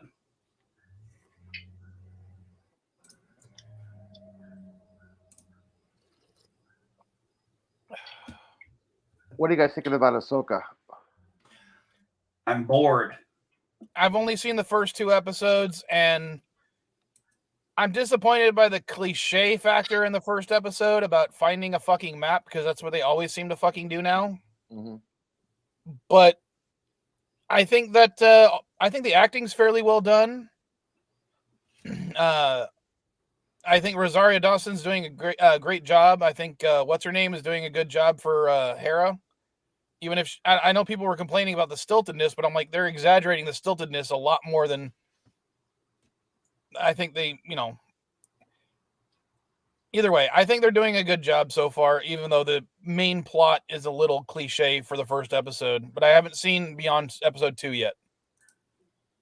Yeah, I don't basically, watch Star Wars. the first 2 episodes is a recap of what happened at the end of Rebels. That's all. The story picks up on episode 3. Well, that's what kind of I got into a little bit with some people about that one because I was flat out. I was like, you're fucking kidding me. This entire first episode was basically, oh, hey, remember that epilogue at the end of Rebels that you thought took place in 5 ABY? Nope, psych, it took place in 9 ABY. And we couldn't bother to actually have them dress like they were in the episode, but we're going to do everything else to look almost exactly like it. So you realize it's from there. And people are like, no, that's not true. That's not how I'm like, are you fucking stupid? I'm like, go back and watch the epilogue of Rebels. Watch the end of that episode. What was that, episode 2? Yes. Where they mirrored the episode, the second episode. I was like, you sons of bitches. I was like, what are you talking about, Indy? Because I watched Rebels and I have no idea what the fuck you're talking about. The ending where Sabine Rebels. The ending where Sabine is looking at the Muriel. She puts her thumb around Ezra's eye, turns around, and walks toward Ahsoka through the ship. That's mirrored precisely live action per cartoon. The difference is she's not wearing the same. The outfit is not done the same way because she has her helmet off instead of on, I believe. Yeah. And then Ahsoka is carrying a staff and wearing a robe, but she's not doing that in a pike, and she's not doing that in the live action. She's not wearing white like she was in the cartoon because she's not the new Gandalf. That's what they wanted to make the distinction about that part. But it's the same ship, same mural, same thing that happened, same turnaround. The only difference is this time we don't have her monologuing it. We don't have her monologuing the epilogue, but it's the damn same thing. So it's basically, okay, I'm like, damn, I could have just picked up at the end of Rebels and picked up on episode 3 and not missed a damn thing. Basically, I'm sorry, but literally, first 2 episodes did not really tell me shit. I'll be honest with you. I don't remember that part from Rebels. I remember maybe it's because it was just part of the epilogue and it was so quick. I didn't really catch that it was supposed to be the same scene. Yeah, it was. They did that on purpose. Yeah, I was sitting there looking at that scene at the end of the episode 2, and I was like, why does this look familiar? Why does this feel wrong? I said, something just felt off, and then it dawned on me. I was like, oh, shit. I'll bet this is from the epilogue of Rebels. I grab Rebels. I go to the epilogue. I look at it. I'm looking at them side by side. I'm like, uh-huh. You turned into a sassy black woman? Uh-huh. The only thing these 2 episodes established is, oh, hey, we got these 2 guys with lightsabers, this Night Sister, there's a map, and oh, hey, there's a big honking hyperdrive system. Okay, we could have got all that in the first. You could have had all that done in the first episode. Okay, but I think they're doing the whole taking things slow thing because watching Andor, that whole first season of Andor could have been summed up in like 2 or 3 episodes. 2 or 3 minutes. I disagree with that. Minutes. Yeah, I mean they padded that out so freaking much. It's the first. I get it. Some people really liked Andor. For me, it was the least Star Wars thing that's ever Star Wars. Strangely enough, it's one of my. I would definitely rank it as my favorite of the series of the live actions we've gotten. The whole thing with the whole thing is this is, I'm looking at Sabine, I'm looking at Hera, and I'm looking at Ahsoka, and I'm kind of like, why is it the only person who seems like they're acting like the character I recognize even remotely is Chomper? Because he's a droid. I like But they're Sabine. also, they shouldn't be. Okay, look. Okay, so we went from the end of Rebels, which was one BBY, and then the epilogue. Okay, the epilogue now we know is a decade later. I understand people and personalities change. I do get that. But seriously, not everybody should be, but they're all like stiff and wooden and stuff. It's like, come on. You're all acting like this? Well, the way I would translate that is you're talking about a animated portrayal versus a live action portrayal. Animation tends to be faster because of the way dialogue is done. Yes, but their portrayal, yes, but their personalities. I mean, that's the thing. I'm not really seeing the personalities of the characters. You know, some familiarity of who they used to be. Well, that's like complaining about Yes, Billy D. it is. Williams. I don't care Hold on, what it's like complaining about. I'm complaining about it. Well, what I'm talking about is like when Billy D. Williams Lando was in Rebels, he was playing a different type of character. His personality was different. No, Quark's, Yeah. no, his core personality was still the same person. His core personality was still the same person. No, because the whole point in Empire was he was a brigand trying to be respectable. He was a brigand he's a brigand who had become respectable. No, and obviously he had not completely. Yeah, I'm saying in Rebels, he wasn't that character yet. That's why they portrayed him differently, and that was why it was good. His personality was still pretty much him. He was still Lando. I kind of disagree. Look, man, I'd have to go back. I'm going to be honest with you. I'd have to go back and rewatch the damn episode again. It's been a while since I've seen that one. But what I'm talking about also, let's think about this. You got Lando. Okay, Lando was in 2 movies and in a couple episodes of Rebels. 3. Okay, 3 episodes. All right. Ahsoka has been around since the Clone Wars and Rebels. We've seen her from being a child to a young adult, progress through. Hera and Sabine, we had seen from 5 BBY to 1 BBY. Okay, so I've had a long time to see these characters and their personalities and their core personality, and they're really just not acting like any of them really know their character that well, in my opinion. All right, so I'm just checking. And I'm going to be completely honest. This show is 8 episodes long. I'm finding it very hard to believe it is going to wrap up this storyline from the storyline that, finding Ezra and all this stuff. I just find it very hard to believe they're going to wrap that up in 4 episodes. I hope they don't. This was originally supposed to be a mini series, not an actual series. Oh, well, I'm thinking it's. I was thinking it was going to be more of a series, not a mini series.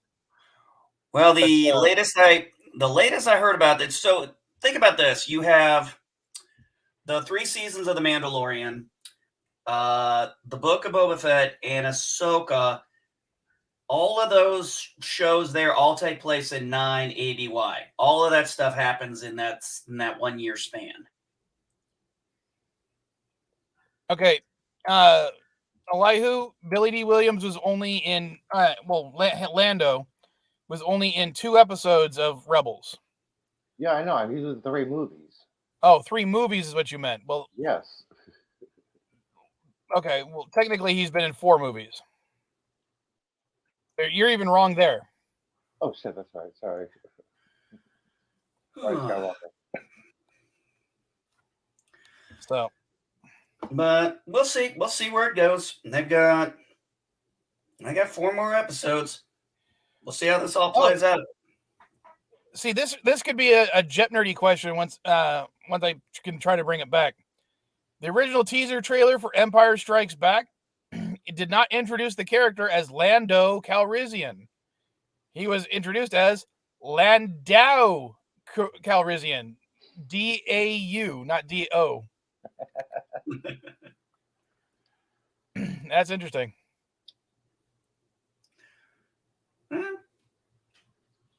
Originally, it was Revenge of the Jedi.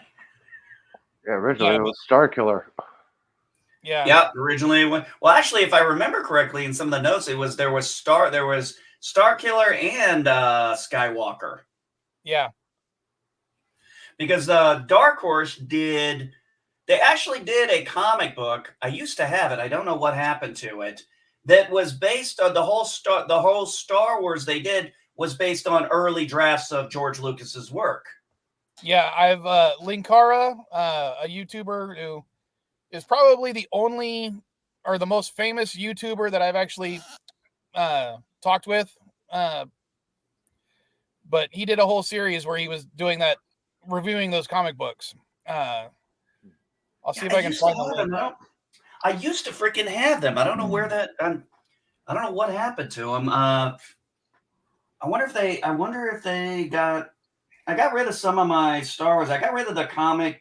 I got rid of the Tales stuff I had. Star Wars Tales stuff. I wonder if those accidentally got placed with them. Yeah, I've got a clip that I haven't put into an episode. I was saving it for a Vile review when I did something that he's also covered, where I take a different perspective of it, because I have a quote of him on his channel saying, "God damn it, Vilemike is right." And he actually gave me permission to use that clip, but I just haven't had a chance to use it. When will you ever write? Well, I've got episodes planned out to continue the storyline. Because I don't know if anyone's actually watched the Vile reviews that I did at this point 1.5 years ago. But there was a kind of a storyline that was going on in the background, if you pay attention. Been a while. Peace, everyone at work, and NB, get that hall pass. Hold on a second. Shut the frick up, you damn jackass! No, the funny thing is I'm literally telling a jackass to shut up. My neighbor's fucking donkey won't be quiet. Oh, I thought you were talking about Poe for a second. No, I was actually talking about an actual donkey that my neighbor has. He's been, I don't know what his deal is, but the last couple of days he's been like annoying as hell. Dude, be nice to donkey. God. They have great memory.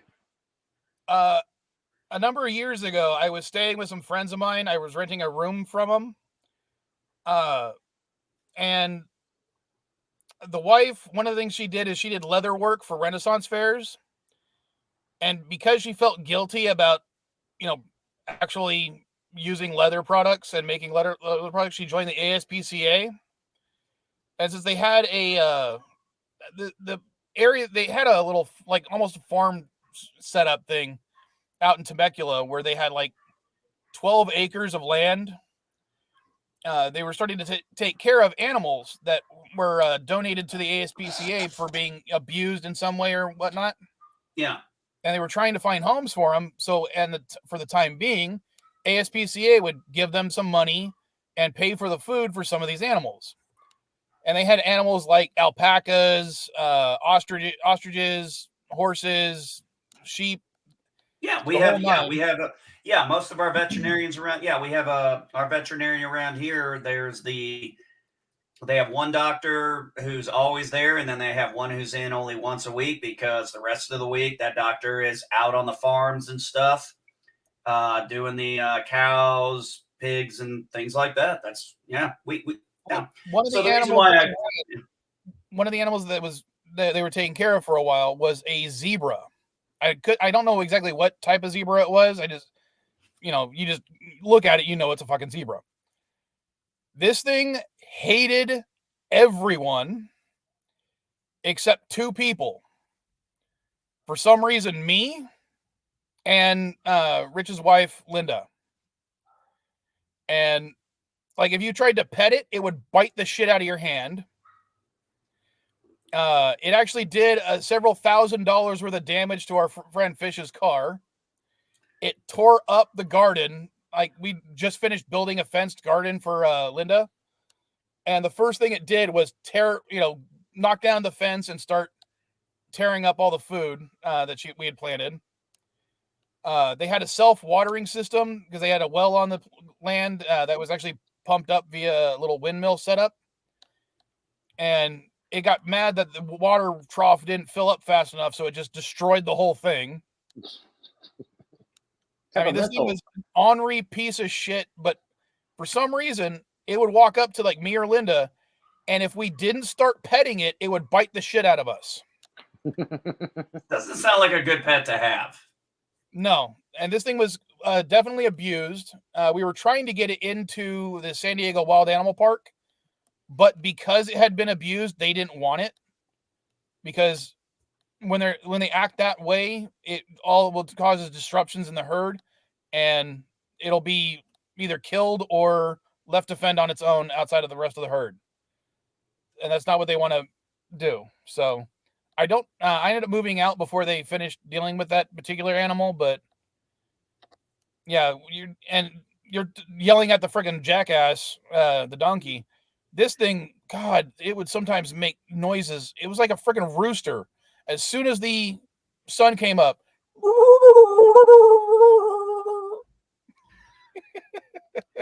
He's well, the reason, and I mean, he's just funny sometimes. I just do that to the donkey just for fun every now and again. But yeah, I mean, my neighbor, she has more land than I do, and she's part of 4-H, and she does sheep, so she has a donkey for protection. I've heard of people getting alpacas for the same reason. Yeah, I've heard alpaca and I've heard donkey for security for the sheep. Not sheep. Did I say sheep? I meant goats. She has goats. Oh yeah, some coyotes. Yeah, that helps. Well, yeah, exactly. Keeps it's going to keep the riffraff out because I didn't know that till I moved out here. I didn't realize the reason why they had a donkey. I was like, why do you have a donkey? It's like they protect the goats. I'm like, really? They're like, oh yeah. Yeah, coyotes don't want to come near the flock. Well, now a coyote probably wouldn't want to come near the flock because not only does she have the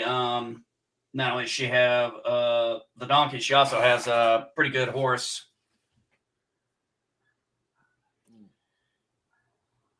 My neighbor, my other neighbor, the one who was about 3/4 of a mile down the road, they have 10 acres of land. They're eventually going to get some of that area cleared out. They want to get some horses over there. Yeah, one of the funnier animals that they got was an American goral. Do you guys know what a goral is? I've never even heard of it. Is that a southern twang for gorilla? You would think, wouldn't you? Gotta see my American goral, youngcha. That does sound like something people like me would say, doesn't it? Hey, come on, you think about it. It sounds like something we'd say. That's what I thought. Really? So what is it, How Mike? do you say that again? Goral? I'm trying to look it up for Growl? you. Yeah. No, that'd be like what we'd say to our dog. You gonna grab me? Oh God. Are you trying to figure out how to spell it? Yeah. It's pronounced tater salad.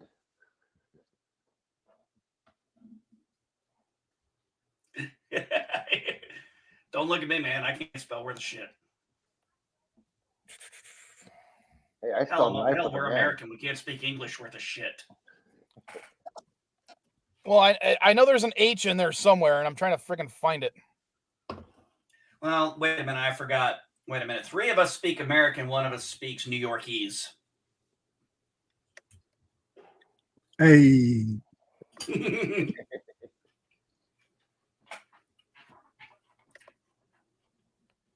All right.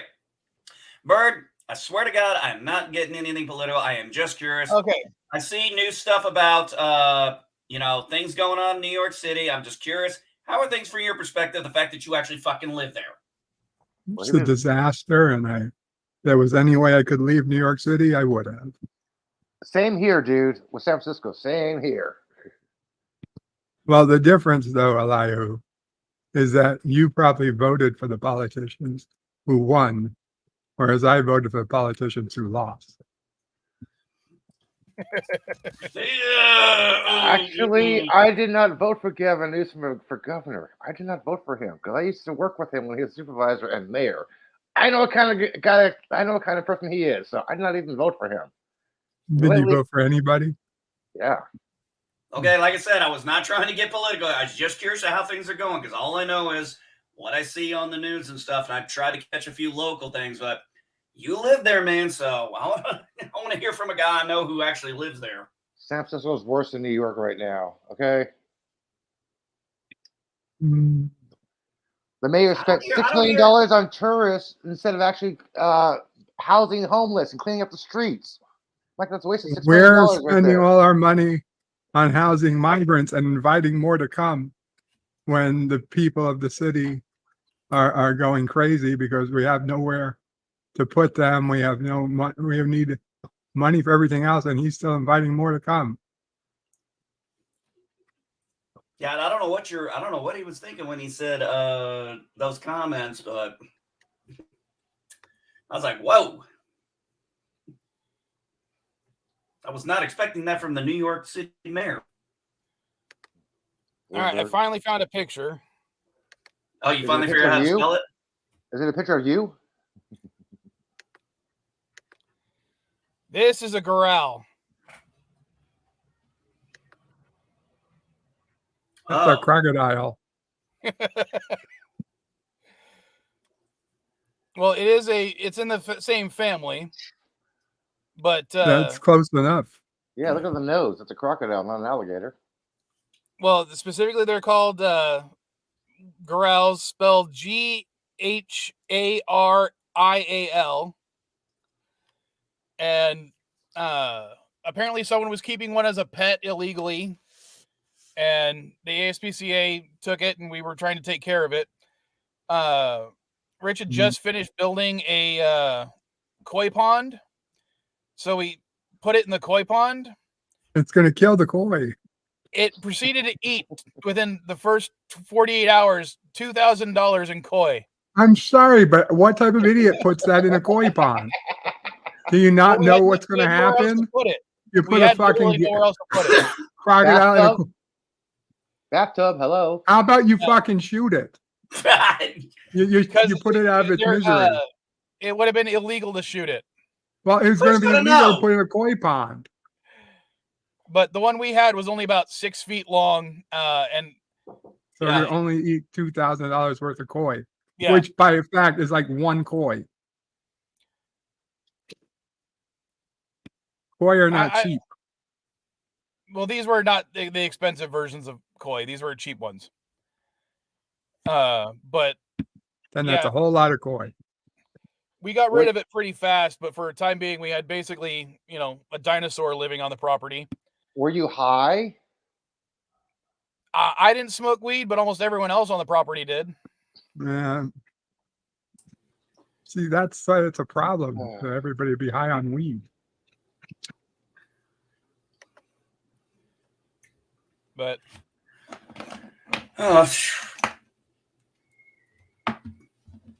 yeah, we had one of those on the property for, I'd say, about a month and a half, 2 months. And that one, I believe, was actually moved to the San Diego Zoo. So, but I could be wrong. It may have been a different zoo. I know the San Diego Zoo had gorals, but that one, and that may be why I was thinking that. But I know it was moved to a zoo fairly quickly. I ate alligator. I fed baby alligators, and I saw a 15-foot alligator. I don't think I've ever had alligator. All the time in Florida, you go to Gatorland? No, we didn't make it to Gatorland. We ended up going to some little restaurant that had gator bites. Oh, my grandfather used to make gator jambalaya. It was awesome. Oh, I love jambalaya.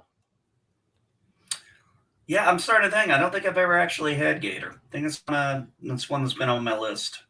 It's very good. So rather than going to a place where you could see live alligators, you went to a place where you could eat cooked alligator. Yeah, LDG did not want to go to Gatorland. I don't know why. Well, bird of prey, it'd be a little difficult to eat an alligator live. Be a challenge. In Soviet Gatorland, gator eat you.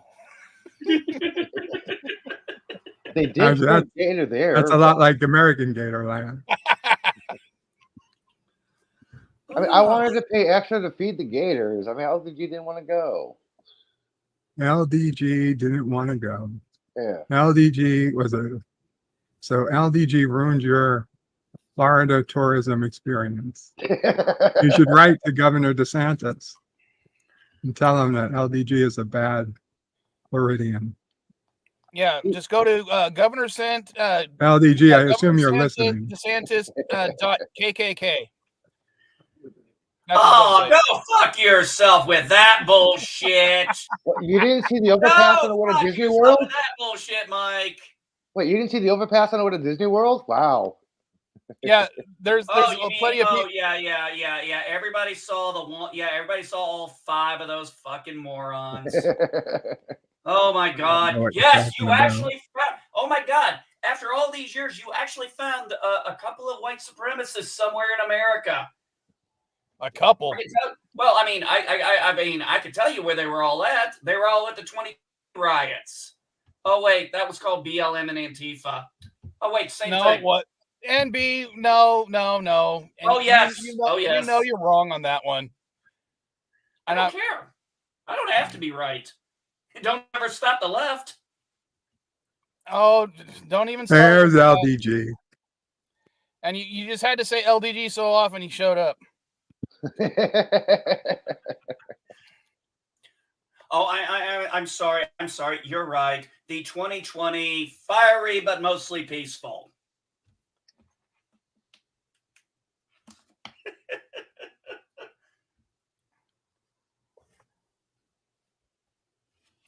I'm not going to go into that right now.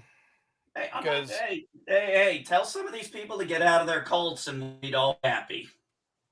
Try me. Okay, I'll tell you. Do you know who the biggest cult right now is in this world? I'll tell you who the biggest cult is. If you actually buy into climate change. Oh, you're in a cult. You're in a cult. If you're buying into that stuff, you're in a cult. No, it's not. Okay, so you're telling me hold on. You're telling me the entire scientific community is a cult. Of course it is. No, been a cult for a long time. No, it's not. You're telling me 98% of scientists agree on something. You're telling me 98% of scientists agree on this bullshit. I'm telling you, 98% of scientists can't even agree on what the best money. That's all it's about. Money. It's all it's no, it's not about money. It's about the science. No, it's not. It ain't got nothing to do with science. It's about money. Yes, it does. Really? All right. Yes. Where are all the super hurricanes? Is that what they predicted? Yeah. Oh, do you want to go over what they predicted? Do we really want to go over from 1980 to now? I did a whole fucking video on that. Let's see. Where's the ozone hole? Let's see. We were going to run out of fossil fuel. 1980, 1990, 2000. Polar ice caps were going to melt. How many different times? The ozone layer was going to be destroyed. New York should be underground right now. New York is supposed to be underwater right now, as long with all the coast. Acid rain was supposed to destroy us. The ozone layer was going to be depleted by 2000. Except what we did is we banned the CFCs. That's why the hole in the ozone layer has started to shrink. No. They banned the CFCs, but they told us it was going to take decades for the CFCs already released to still make its way up to the atmosphere. That's so why it was supposed to still get worse. They may not report on it, but at least in the mainstream media, but the whole ozone layer is still there. Barely, and it's shrinking. It covers most of Antarctica. It's still How is it nobody fucking barely lives on there? Antarctica. Nobody cares if it covers Antarctica. It was supposed to reach the entire planet. That's why we banned the CFCs, because we knew it was an actual issue. The problem we is banned them. Who people was we? Who we? Who was we? Who was we? most of the world governments agreed that it was something we had to take care of, except for fucking Okay, China. agreed. Did they actually do it though? Yes. No, that I gotta see. I was I'm gonna have to still look that one up. specifically told that even if it had stopped, it was still too late because it took 50 years for the CFCs already released to make their way up to the atmosphere. So even if we had stopped it on 1980, it would have taken till like 5 years from now to start making a difference. I'm looking at a study right now that was saying it didn't start shrinking until 2017. That means from 1980 to 2016, it was still growing. Yeah, no, but notice nobody gave a shit about it. Notice it went off the radar. Most people wouldn't even remember it. Hold on, that's because of the news cycle. Don't blame the scientists for the news not reporting on the science. Yes, I'm gonna blame the science community. Why are you because I blaming think the- they're in on it with the media, and I think they're in on it for the money. They're not in. Oh my God. And yeah, look at Yvette agrees with me. The ozone hole has been monitored since the discovery and is still reducing size every year. No, she doesn't agree with you. She's saying what paper is telling you that it maximized. God damn it. I just closed the fucking window. Now I got to go back. Yes, you do.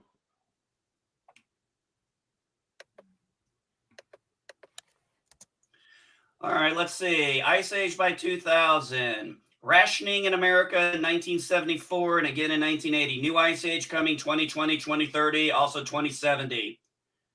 Mind you, these were all predictions in 1970s. 1980, acid rain's going to kill everything. No, NB, no. That is what they are purporting in the news about the science. Remember, the news tends to sensationalize science. Let's see, 1980, oil peak 2000, oil peak 2020, oil peak in 2010. Oh, yeah, 2006 was the super hurricanes. Hey, let's not forget the killer bees from Africa that we're going to wipe everything out, too. Again, you're talking about sensationalized Manhattan, stories, not the actual Manhattan news. Yeah, 2005, Manhattan was supposed to be underwater by 2015, and every urban city would be in gas masks by 1985. Yeah, I'm sorry. I had posed all my hopes that New York City was supposed to be underwater by now, and it failed. If New York City had been underwater by now, I'd been so much better place. Hell, instead, it's still there. That's because that's not how things actual. Oh God. Again, you're talking about sensationalized reports, not the actual science. No, I'm talking sensationalized reports, huh? Were you really going to go there? That's been around forever. It's even worse nowadays. I mean, Right. Jesus Christ. I mean, So do you admit, Vile, that there is no going to jail? I mean, Jesus Christ, man. You're saying I'm only picking the sensational. No, I'm picking everything. I'm just picking the things that I said I heard on the news by everyone believing it, that this shit was all going to happen, and none of it fucking happened. Okay, then, Vile, do you admit that there's no immediate worry about any type of ocean level change, that we're not worrying about? Realistically, in the United States, we don't have to worry about rising ocean levels? Yes and no. No, we don't. Well, I'm asking you to pick one, and you're saying you won't. First of all, the entirety of the history of mankind, we've and currently are in an ice age. I know you guys don't understand that. No, I agree. What do you mean? We are coming out of an ice age. Yes. That we would be coming out of with or without the Industrial Revolution. Debatable. No, not debatable.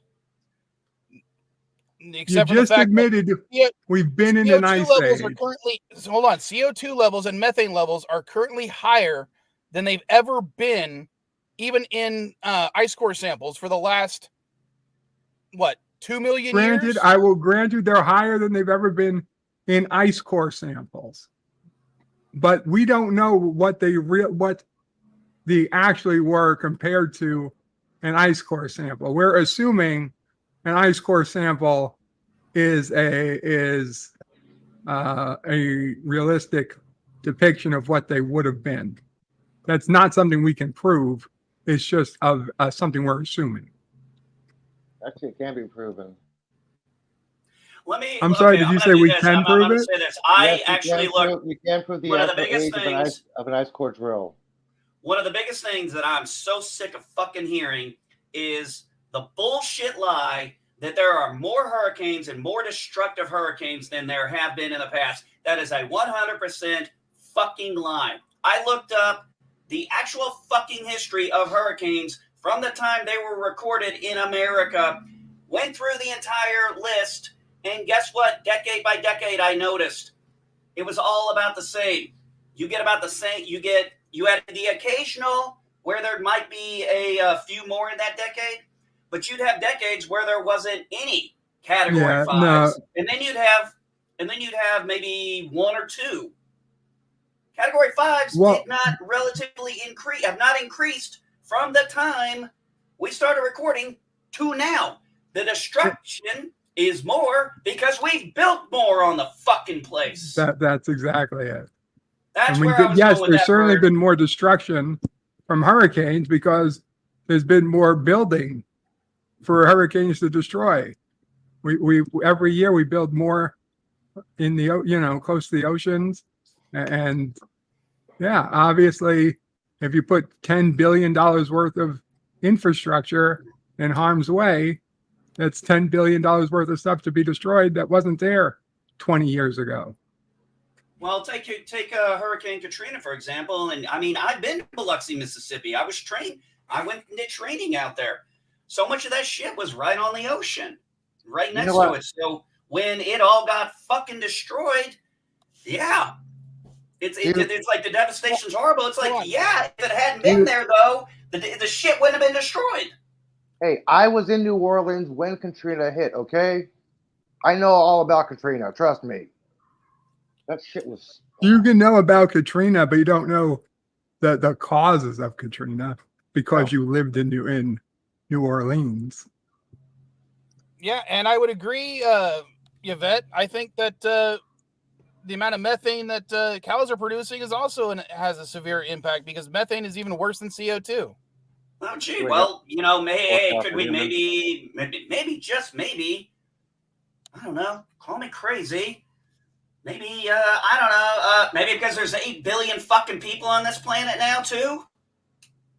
Well, there's a problem because there's a gas that's far bigger at holding in heat, a far bigger greenhouse gas than carbon dioxide or methane. That's water vapor. The amount of H2O in the atmosphere is, 1,000 times plus more effective than methane or carbon dioxide. So, yeah, it's bad that carbon dioxide or methane levels go high, but they're nothing compared to clouds and humidity and moisture. So, tinfoil hat time. No, even then, planting more trees is not necessarily going to help because all that's going to do is when the tree dies, the carbon is still going to be on the surface. Yeah, ferns is You more realize that effective most than of trees.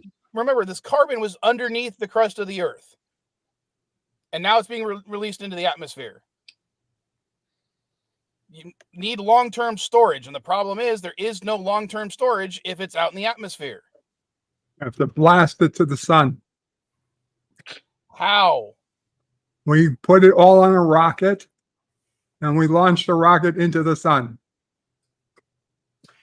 So, we fill the rocket with fossil fuels. So, just out of You may have been curiosity, how sarcastic, many? Yvette, but I was serious. So, just out of curiosity, the data we have of hurricanes in the United States per decade goes all the way back to 1851 And to B, we current. went over this before, and we No, did I was note that- asking how many category 5s do you think we've had in the last 60 years? I'm going to guess around 10. No, We've had more. no, we have not had more. We've had less. We had 4 category 5 hurricanes. One, I don't know the exact year. I'd have to look it up. Between 1931 and 1940, there was one category 5. There was another one 30 years later, between 1961 and 1970. Another one between 1991 and 2000, about 30 years later.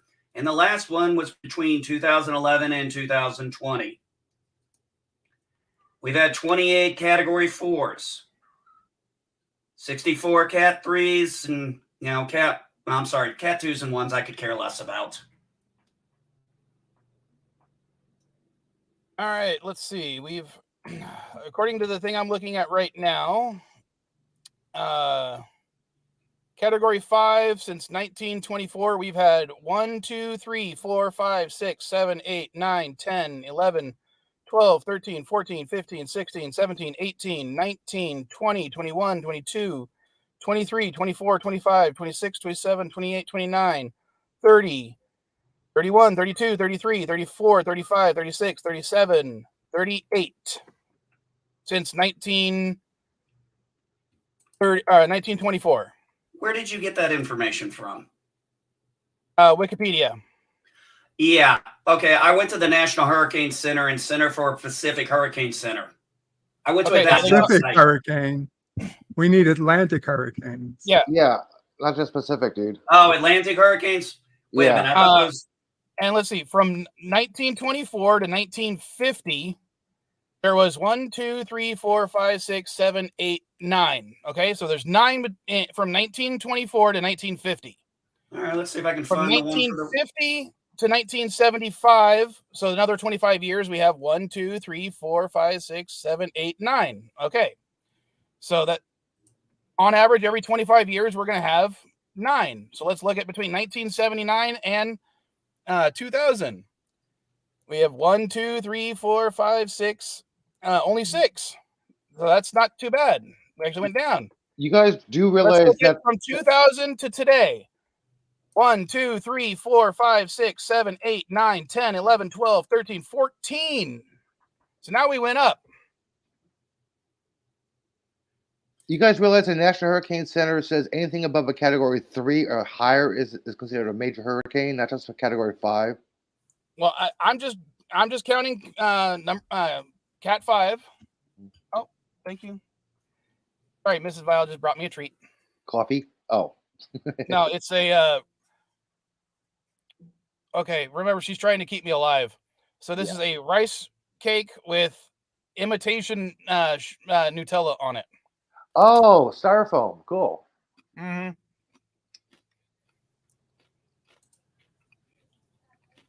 So, in the last 25 years, we've had more hurricanes than we've had nearly as many hurricanes as we had in the previous 50 years. From where? What do you mean from where?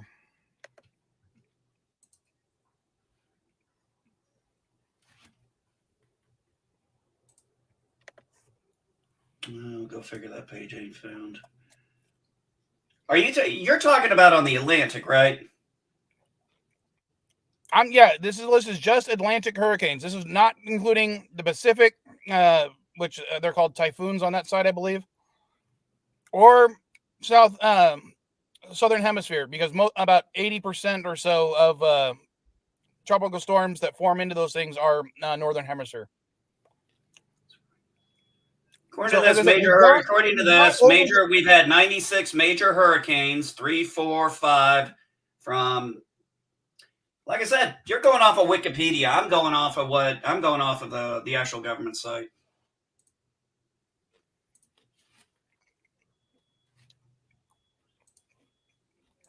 I'm only going there because they cite the sources. Just go to the National Hurricane Center and Central Pacific Hurricane Center, dude. where I'm at. nhc.noaa.gov. Yeah. That's on Mike. literally where I'm at.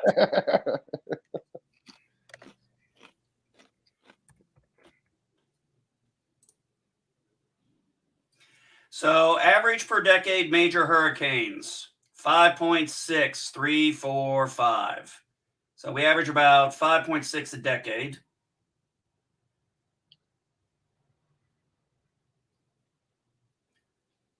Average about 7 Cat 1s, 4 Cat 2s, 4 Cat 3s, less than 1.5 Cat 4s. Yeah, exactly. Like I said, I'm going off the data. Okay. Now, are you talking about the government stuff? So, would you include NOAA? I don't even know That's what what NOAA is. That's National Oceanic. That's what you were on, dude. The NOAA site. Okay. That's what NB was on. Oh, is that what it actually stands for? Yeah, that's what you were. National That's the site you were on. Oceanographic and Atmospheric Association. Yeah, that's the site you Yeah, were looking that's at. where I'm at. I'm literally looking at that. That's NOAA right here. Okay, so do you believe what NOAA says? Do I believe it? Yes. I'm going to. Well, let's see. The data's there. I ain't got much I can do with it other than that, unless I want to deep dive deeper into it, which I could do. Unfortunately, that would take a lot longer than we have on the stream. Oh, so not really. I can easily. I believe their current data. I'm not saying I believe their future predictions, but because I believe they're relatively good at their current data. The data they have on record, yeah, I believe is factual. All right, so this is from this year using the NOAA data.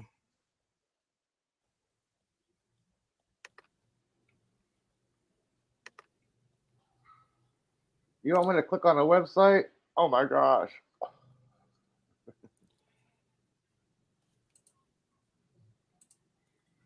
It's not clickable. I got to highlight. Damn it. That's way too many words. Oh, it is? You just linked to a bunch of schoolwork. What If I wanted to go to school, I'd be in school. Atlanta Hurricane, that's a PDF. Yeah, it's a PDF document.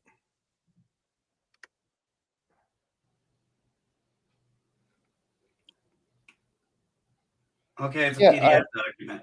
I'm seeing the bullet points. It says, but with a large uncertainty, a minority of studies project an increase. What studies? Well, they're just going off of the NOAA data. Yeah, but what studies? They're not even citing what studies. Yeah, all it says there, okay, you'll have to click on the link down there. You have to click on the link down there to go to GFDL, where I guess that's where maybe they're going to have more of that additional information. Well, yeah, that is true. Okay, well then, where's the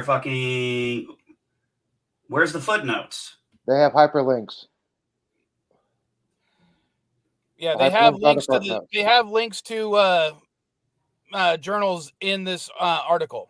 Yeah, it's hyperlinks, dude. Yeah. Okay. Well, you want me to read a journal where somebody's going to theorize something to me? I'm sorry. Like I said, I'm going off historical data. Hold on. Do you know the difference between, by theorize, are you talking about hypothesis or are you talking about a scientific theory? This is peer reviews or hyperlinking, dude. Not just actually anybody. This is peer reviews. Yeah, that's all these journals. I haven't. My problem with peer reviews, I do have an issue with those things, though. Of course, because you got to deny the science in order. You got to deny science and the scientific process in order to come up with crazy bad. Do not fucking go there, Mike. Seriously. To call me a science denier, call me a science denier. Shut up. Andy, shut up. Hold on. You said you wanted scientific documents. I provide links to scientific documents. Then you start complaining about the scientific process. You're literally I said I don't necessarily agree with. Is now wrong. I said I don't always. I know because you don't agree with it politically, so you're going against the science. That's not how science fucking works. You think this is political for me? Oh I think God, you guys think everything is political with me. Hi, Drew. Jeez. God damn. Hello. You're just mad because I said if you buy into that shit, you're in a cult. You didn't like that. No, it's not. Science is not a fucking cult. I'm sorry, it's a process. I mean, it's pretty close, though. No, it's not. Listen, cults aren't necessarily bad. By all definitions, it seems like a cult. But a good cult, maybe. No. No, cults, I think they're a greedy cult. How are they? Oh, my God. Because how are they a cult? Because if you don't agree with them, they make you look like you're an idiot. They try to make you look stupid. Because they attack your credibility. They attack everything except the actual facts. If you were able to prove something scientifically that upsets the paradigm, you are considered a fucking hero in science. That's why people like Einstein are actually fucking remembered. Is because they but it takes how forever. The entire scientific community understood something. Look at Copernicus. He was chastised by the church because they didn't go against his saying, but he was actually correct. And often you don't actually get proven correct till after you're dead. So, there's not a lot of very useful for people actually alive. Science isn't about proof, it's about evidence. And how do you explain and predict things? That's what a model and the theories actually do. Yeah, Newton. Well, but they are saying flat out. They are saying yes, but what you were saying is flat out, beyond a doubt, man-made climate change is an imminent threat. No, I don't think it's a threat. Who's it threatening other than humanity? Humans, the Earth is going to survive whether mankind is wiped out or not. I know that. So what's the problem? The problem is I'd rather have my lineage still survive. I'm arrogant like that. I'd rather have my species survive. Well, you're part of the problem. I think you're in good shape. I don't think you got to worry too much about that. I don't think all the farting we do is going to end humanity. Keep the ice cream away from me. No more cheesecake for me then. I'm betting that our intelligence is pretty much what's going to save us, because that's what saved us for the last 10,000 years. But I don't think it was our intelligence that saved us. Isn't it our intelligence that's causing the problem? If we weren't particularly intelligent, we wouldn't have these issues. Well, our intelligence also leads to other issues like greed, which is part of the issue. Well, I mean, if we were no more intelligent than your average chimpanzee, it's very unlikely climate crisis would have evolved. Oh, yeah, true. So, but I think that we would be able to survive because the smart people are going to be able to build something that saves themselves. How are the smart people going to be able to do that with all the dumb people? Oh, the dumb people are going to die off really quick. The smart people are going to kill off the dumb people? No. That would be the smart thing to do. Well, the environment's going to kill off the dumb people. Yeah, smart people will survive. The dumb people's So the smart people would be smart by letting the dumb people destroy the environment. No, I didn't say that. You said the environment's going to kill off the dumb people. How is it going to kill off the dumb people, but not the smart people? Because I tell you, the smart people supposedly are still buying houses on the coast. I'm just pretty sure it's going to. Say that again? The smart people are still buying houses on the coast. Your point? Doesn't seem very smart. If they Yeah, honestly why- believe the ocean levels are going to rise, why would you be spending your money buying commercial or real estate on the coast? Wait, you're assuming people who can afford houses on the coast are the people who are the smartest? You know, I am actually. I don't Well, they're equate obviously smart intelligence with enough to money. get Otherwise, rich. I'd be a billionaire by I mean, now. they were smart enough to become, leaders of business and industry and politics. Well, let's see. I would definitely Well, say Elon Musk is pretty Bill- fucking smart. I think Elon Musk is a rich idiot.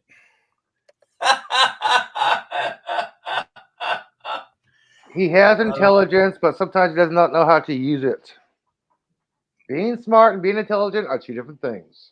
And Jill, I would be thrilled if countries like the United States invested more in things like nuclear, solar, wind, things that are renewable, that could actually create jobs that, and maintain great. jobs. Oh, yeah, here we go with a nice talking point. What do you mean? I love that talking point. I hear it all the time. Which one are you talking about? Renewable the energy. green energy one. I love that one. I love those talking points. Well, what's wrong with green energy? I didn't say there was anything wrong with it. It's green. Did I? Looks like fucking Kermit the fucking Frog. Who wants that? Now, I want have my a question energy for red, you. Now, white, and blue. I do have a question for you. Just real simple. How's that green energy going to work on these farms? What do you mean? Which farms? Farms out here. Midwest, flyover. They have electrical. We have now, hey, don't get me wrong. We've got some farmers out here actually putting up solar panels. Hey, more power to them. My question is that solar power gonna be eventually used to mow the fields? Yes, they have electrical farm equipment. Where? John Deere.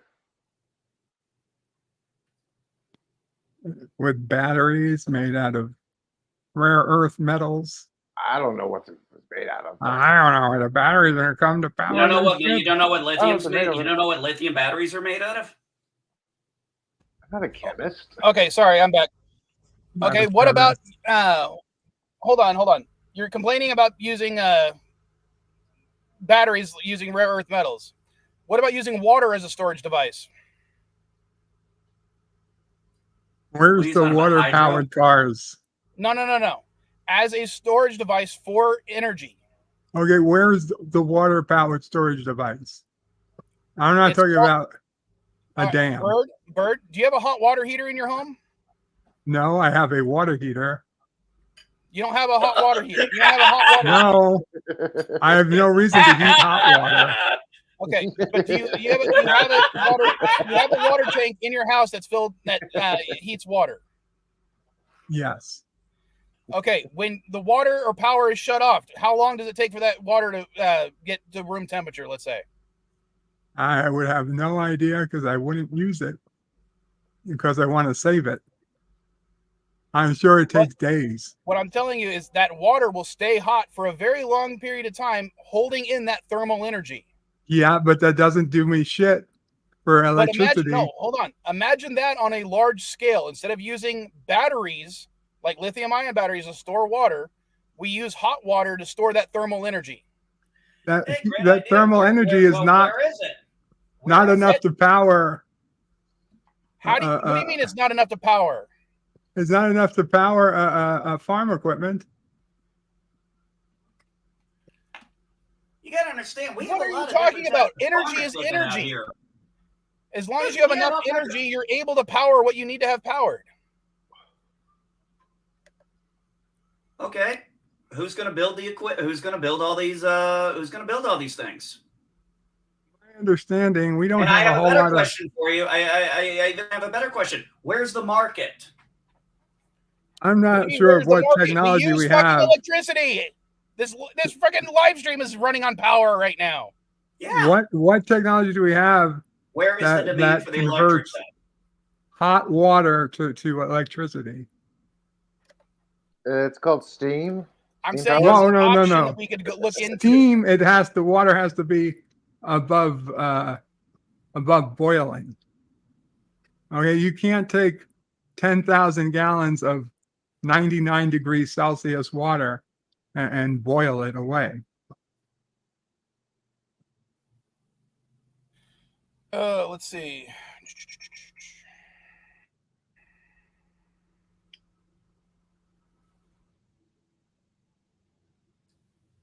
No, I don't need the equations. Jill, scroll up. You hop on the chat. Hop on the panel. Should be pinned if you want to talk about it. Jill does say, if you read my chats out loud, I have a balanced view on it. Elihu, I think both are needed. My views are being misrepresented by not reading them out fully. So let's go back up. Let's go back up 10:21 a.m. Oh, 3:20. to Jill comes in and says hello. Okay, we'll jump ahead. Jill says peer review is very important and excommunicated, I believe, which were things I was talking about. Okay, yes. So Jill says, whether the changes are man-made or not is irrelevant to me, as the biggest issue is energy production. And it's obvious the cleaner the energy, the better. But wiping out dirtier fuels will lead to poverty. So you can't do that either.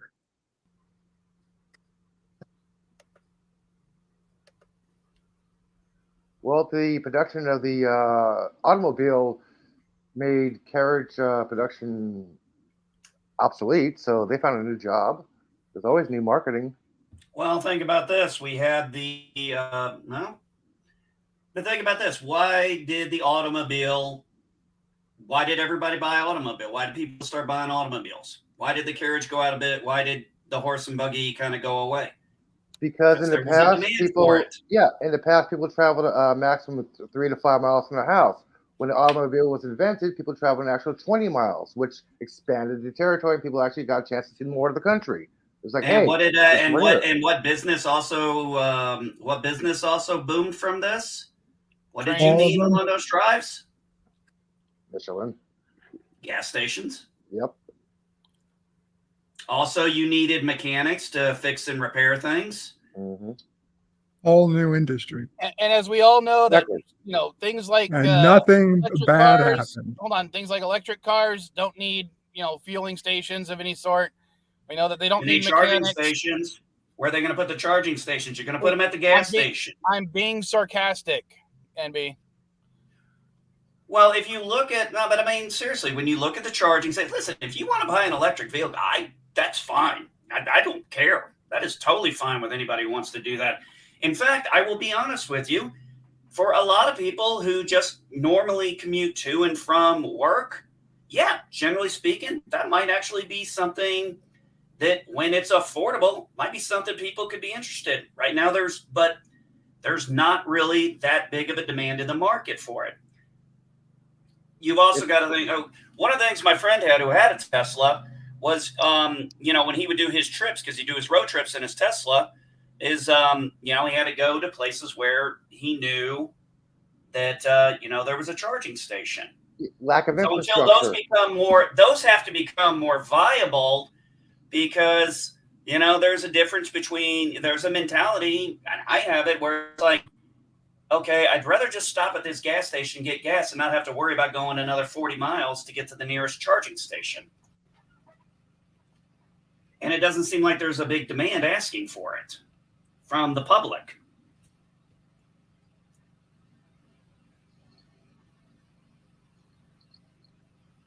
Well, the lack of problem here is the infrastructure, like you said. We got the means for it, but there's no way to actually charge. If we decide to start investing now into these things, it could help in the future. The problem is people don't want to invest in yeah. Who's investing in them? That's my key part there. Who's doing the investing? Who should be doing this investing? That's the problem, is there's not enough investments. Most of the investments in green technologies are by the United States government, not by the private sector as much. Well, the problem I have is if we invest all this money, where are we going to get this? These we're going to need to power batteries and shit. We're just once again sending our money across to some other country to get batteries and stuff because we don't have the rare earth elements here in our own backyard. We do have the Okay, what about the hold on, oil Bert, and gas here that what? we could power. This is not what I was talking about specifically, because I was talking about using water as a medium for thermal energy. But Okay, you can create fine. water batteries. I don't believe you can. I don't believe the technology exists All to right, see you next create time, Jill. large-scale water Bye. batteries. Why not? Why can't we start doing large-scale water batteries? Well, I don't think the technology exists. well, could be like anything else. Okay, Maybe right. some entrepreneur needs to get out there and invent the damn thing. Stop waiting on your stupid fucking government to do Right. it because obviously they ain't As getting of, 20, anywhere with as it. of 2021, 18 states in the United States and all major regions of the country used pumped storage hydropower to store energy. That's hydropower. That's literally But where you in water batteries. no. That's where you fill up like that's basically a dam. A dam Yes. is storing water, and Yes. you're okay. But that's the change in the fall of the water via gravity is turned into work. The and water turns a falls on a turbine. turbine. The turbine powers Yeah, in. that has nothing to do with heat. Power. No, That's Bird is yes. right. You're not storing it because of hot water. You're storing water that you pumped up, and then later you take as it I down. said, this is not what I was talking about using thermal energy as a storage medium. I'm saying this is the other way you could store energy within water. And right now, the United States stores about 553 gigawatt hours of energy in this medium. Okay, Now, because imagine if- let me tell you hold on, that there's a lot of complaints from environmentalists about dams. Every time you put up a dam, you're throw up flooding. You're flooding a Okay. valley or something, and God knows how many species are getting moved. I'm not talking about that right now. But it's all part of the conversation. That using dams hold on. is not a clean way of doing it. Is it something that you think that is a major issue then? Oh, I know it's a major issue. But are you saying that we shouldn't be doing it because of environmental issues? They won't let you. The environmentalists won't let you. I'm saying I've already been told. The environmentalists are going to let you. I'm saying we should be doing this. Okay, enough about what we should be doing. You're talking about what we should be doing. I'm telling you, it ain't going to fucking happen. I'm also pro-nuclear energy. I'm pro-nuclear energy. You also understand that you're not the 99% of environmentalists out there.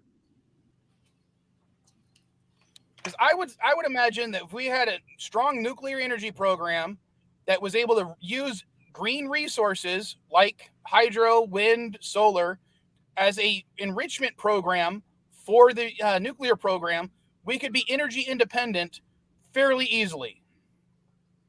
We could also be pretty much energy independent now, but the environmentalists won't let us. It's not just the you could be energy independent. It's not just the environmentalists. You could take all the hot air being blown from the stream and power the entire world. It's also the tribalists. Stop it. Let me bring you up.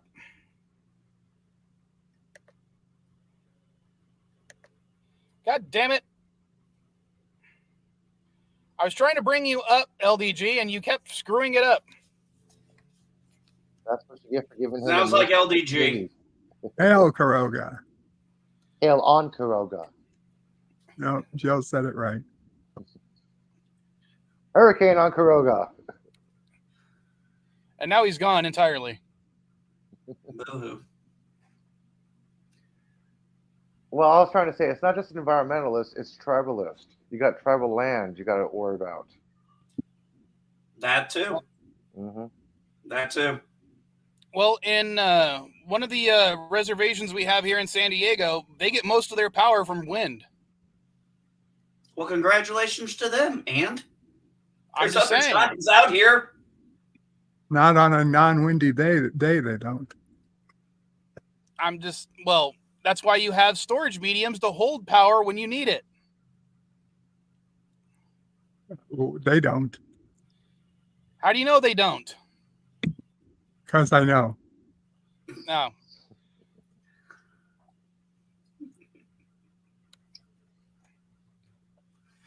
I need some more coffee. I'll be right back. I can't hear you guys. I'm almost done with my coffee. Ugh. I can finally go get beer.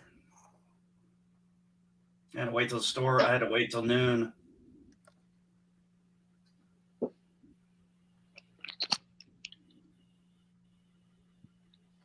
I got short headphones. Oh.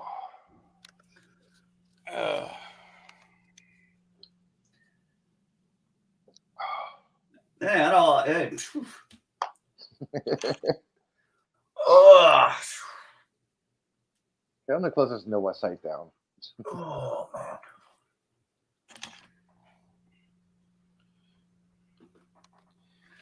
I guess Caddy is No, still asleep. I'm gonna because go she ahead. went up for that Bonnie and Clyde thing.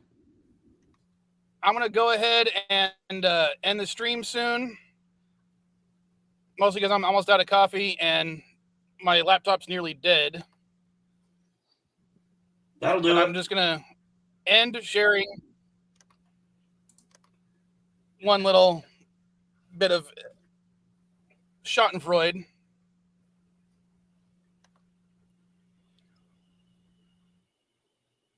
Now, this is from I think it's from a few years ago.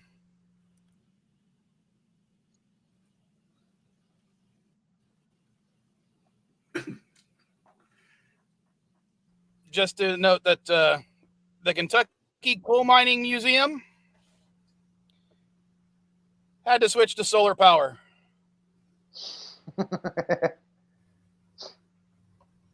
It's a museum. Is that supposed to be a joke? Coal Museum switched to solar. Yeah, that's fun. All right. What video should I play to end? Which Strange New Worlds one should I do? Hey, let's do some Klingon boy band. I'm just talking about the Schadenfreude of it. K-pop. We'll just do the Klingon style one because that one's my favorite. All right, later, folkses. More singing, more voices.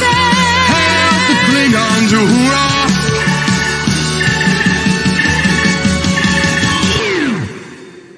Open Klingon style. Klingon style. Open Klingon style. Klingon style. Open Klingon style. Hey, sexy Klingon style. Open Klingon style. Hey, sexy Klingon style.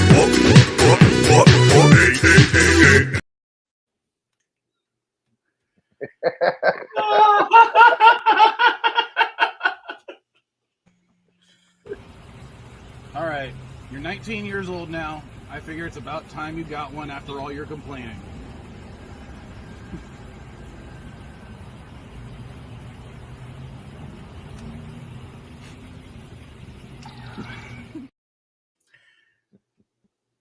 Now, if only it could have been edited to where you disappeared, like in the old show.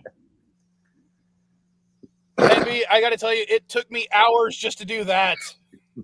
I don't doubt it. But all right, later, folkses.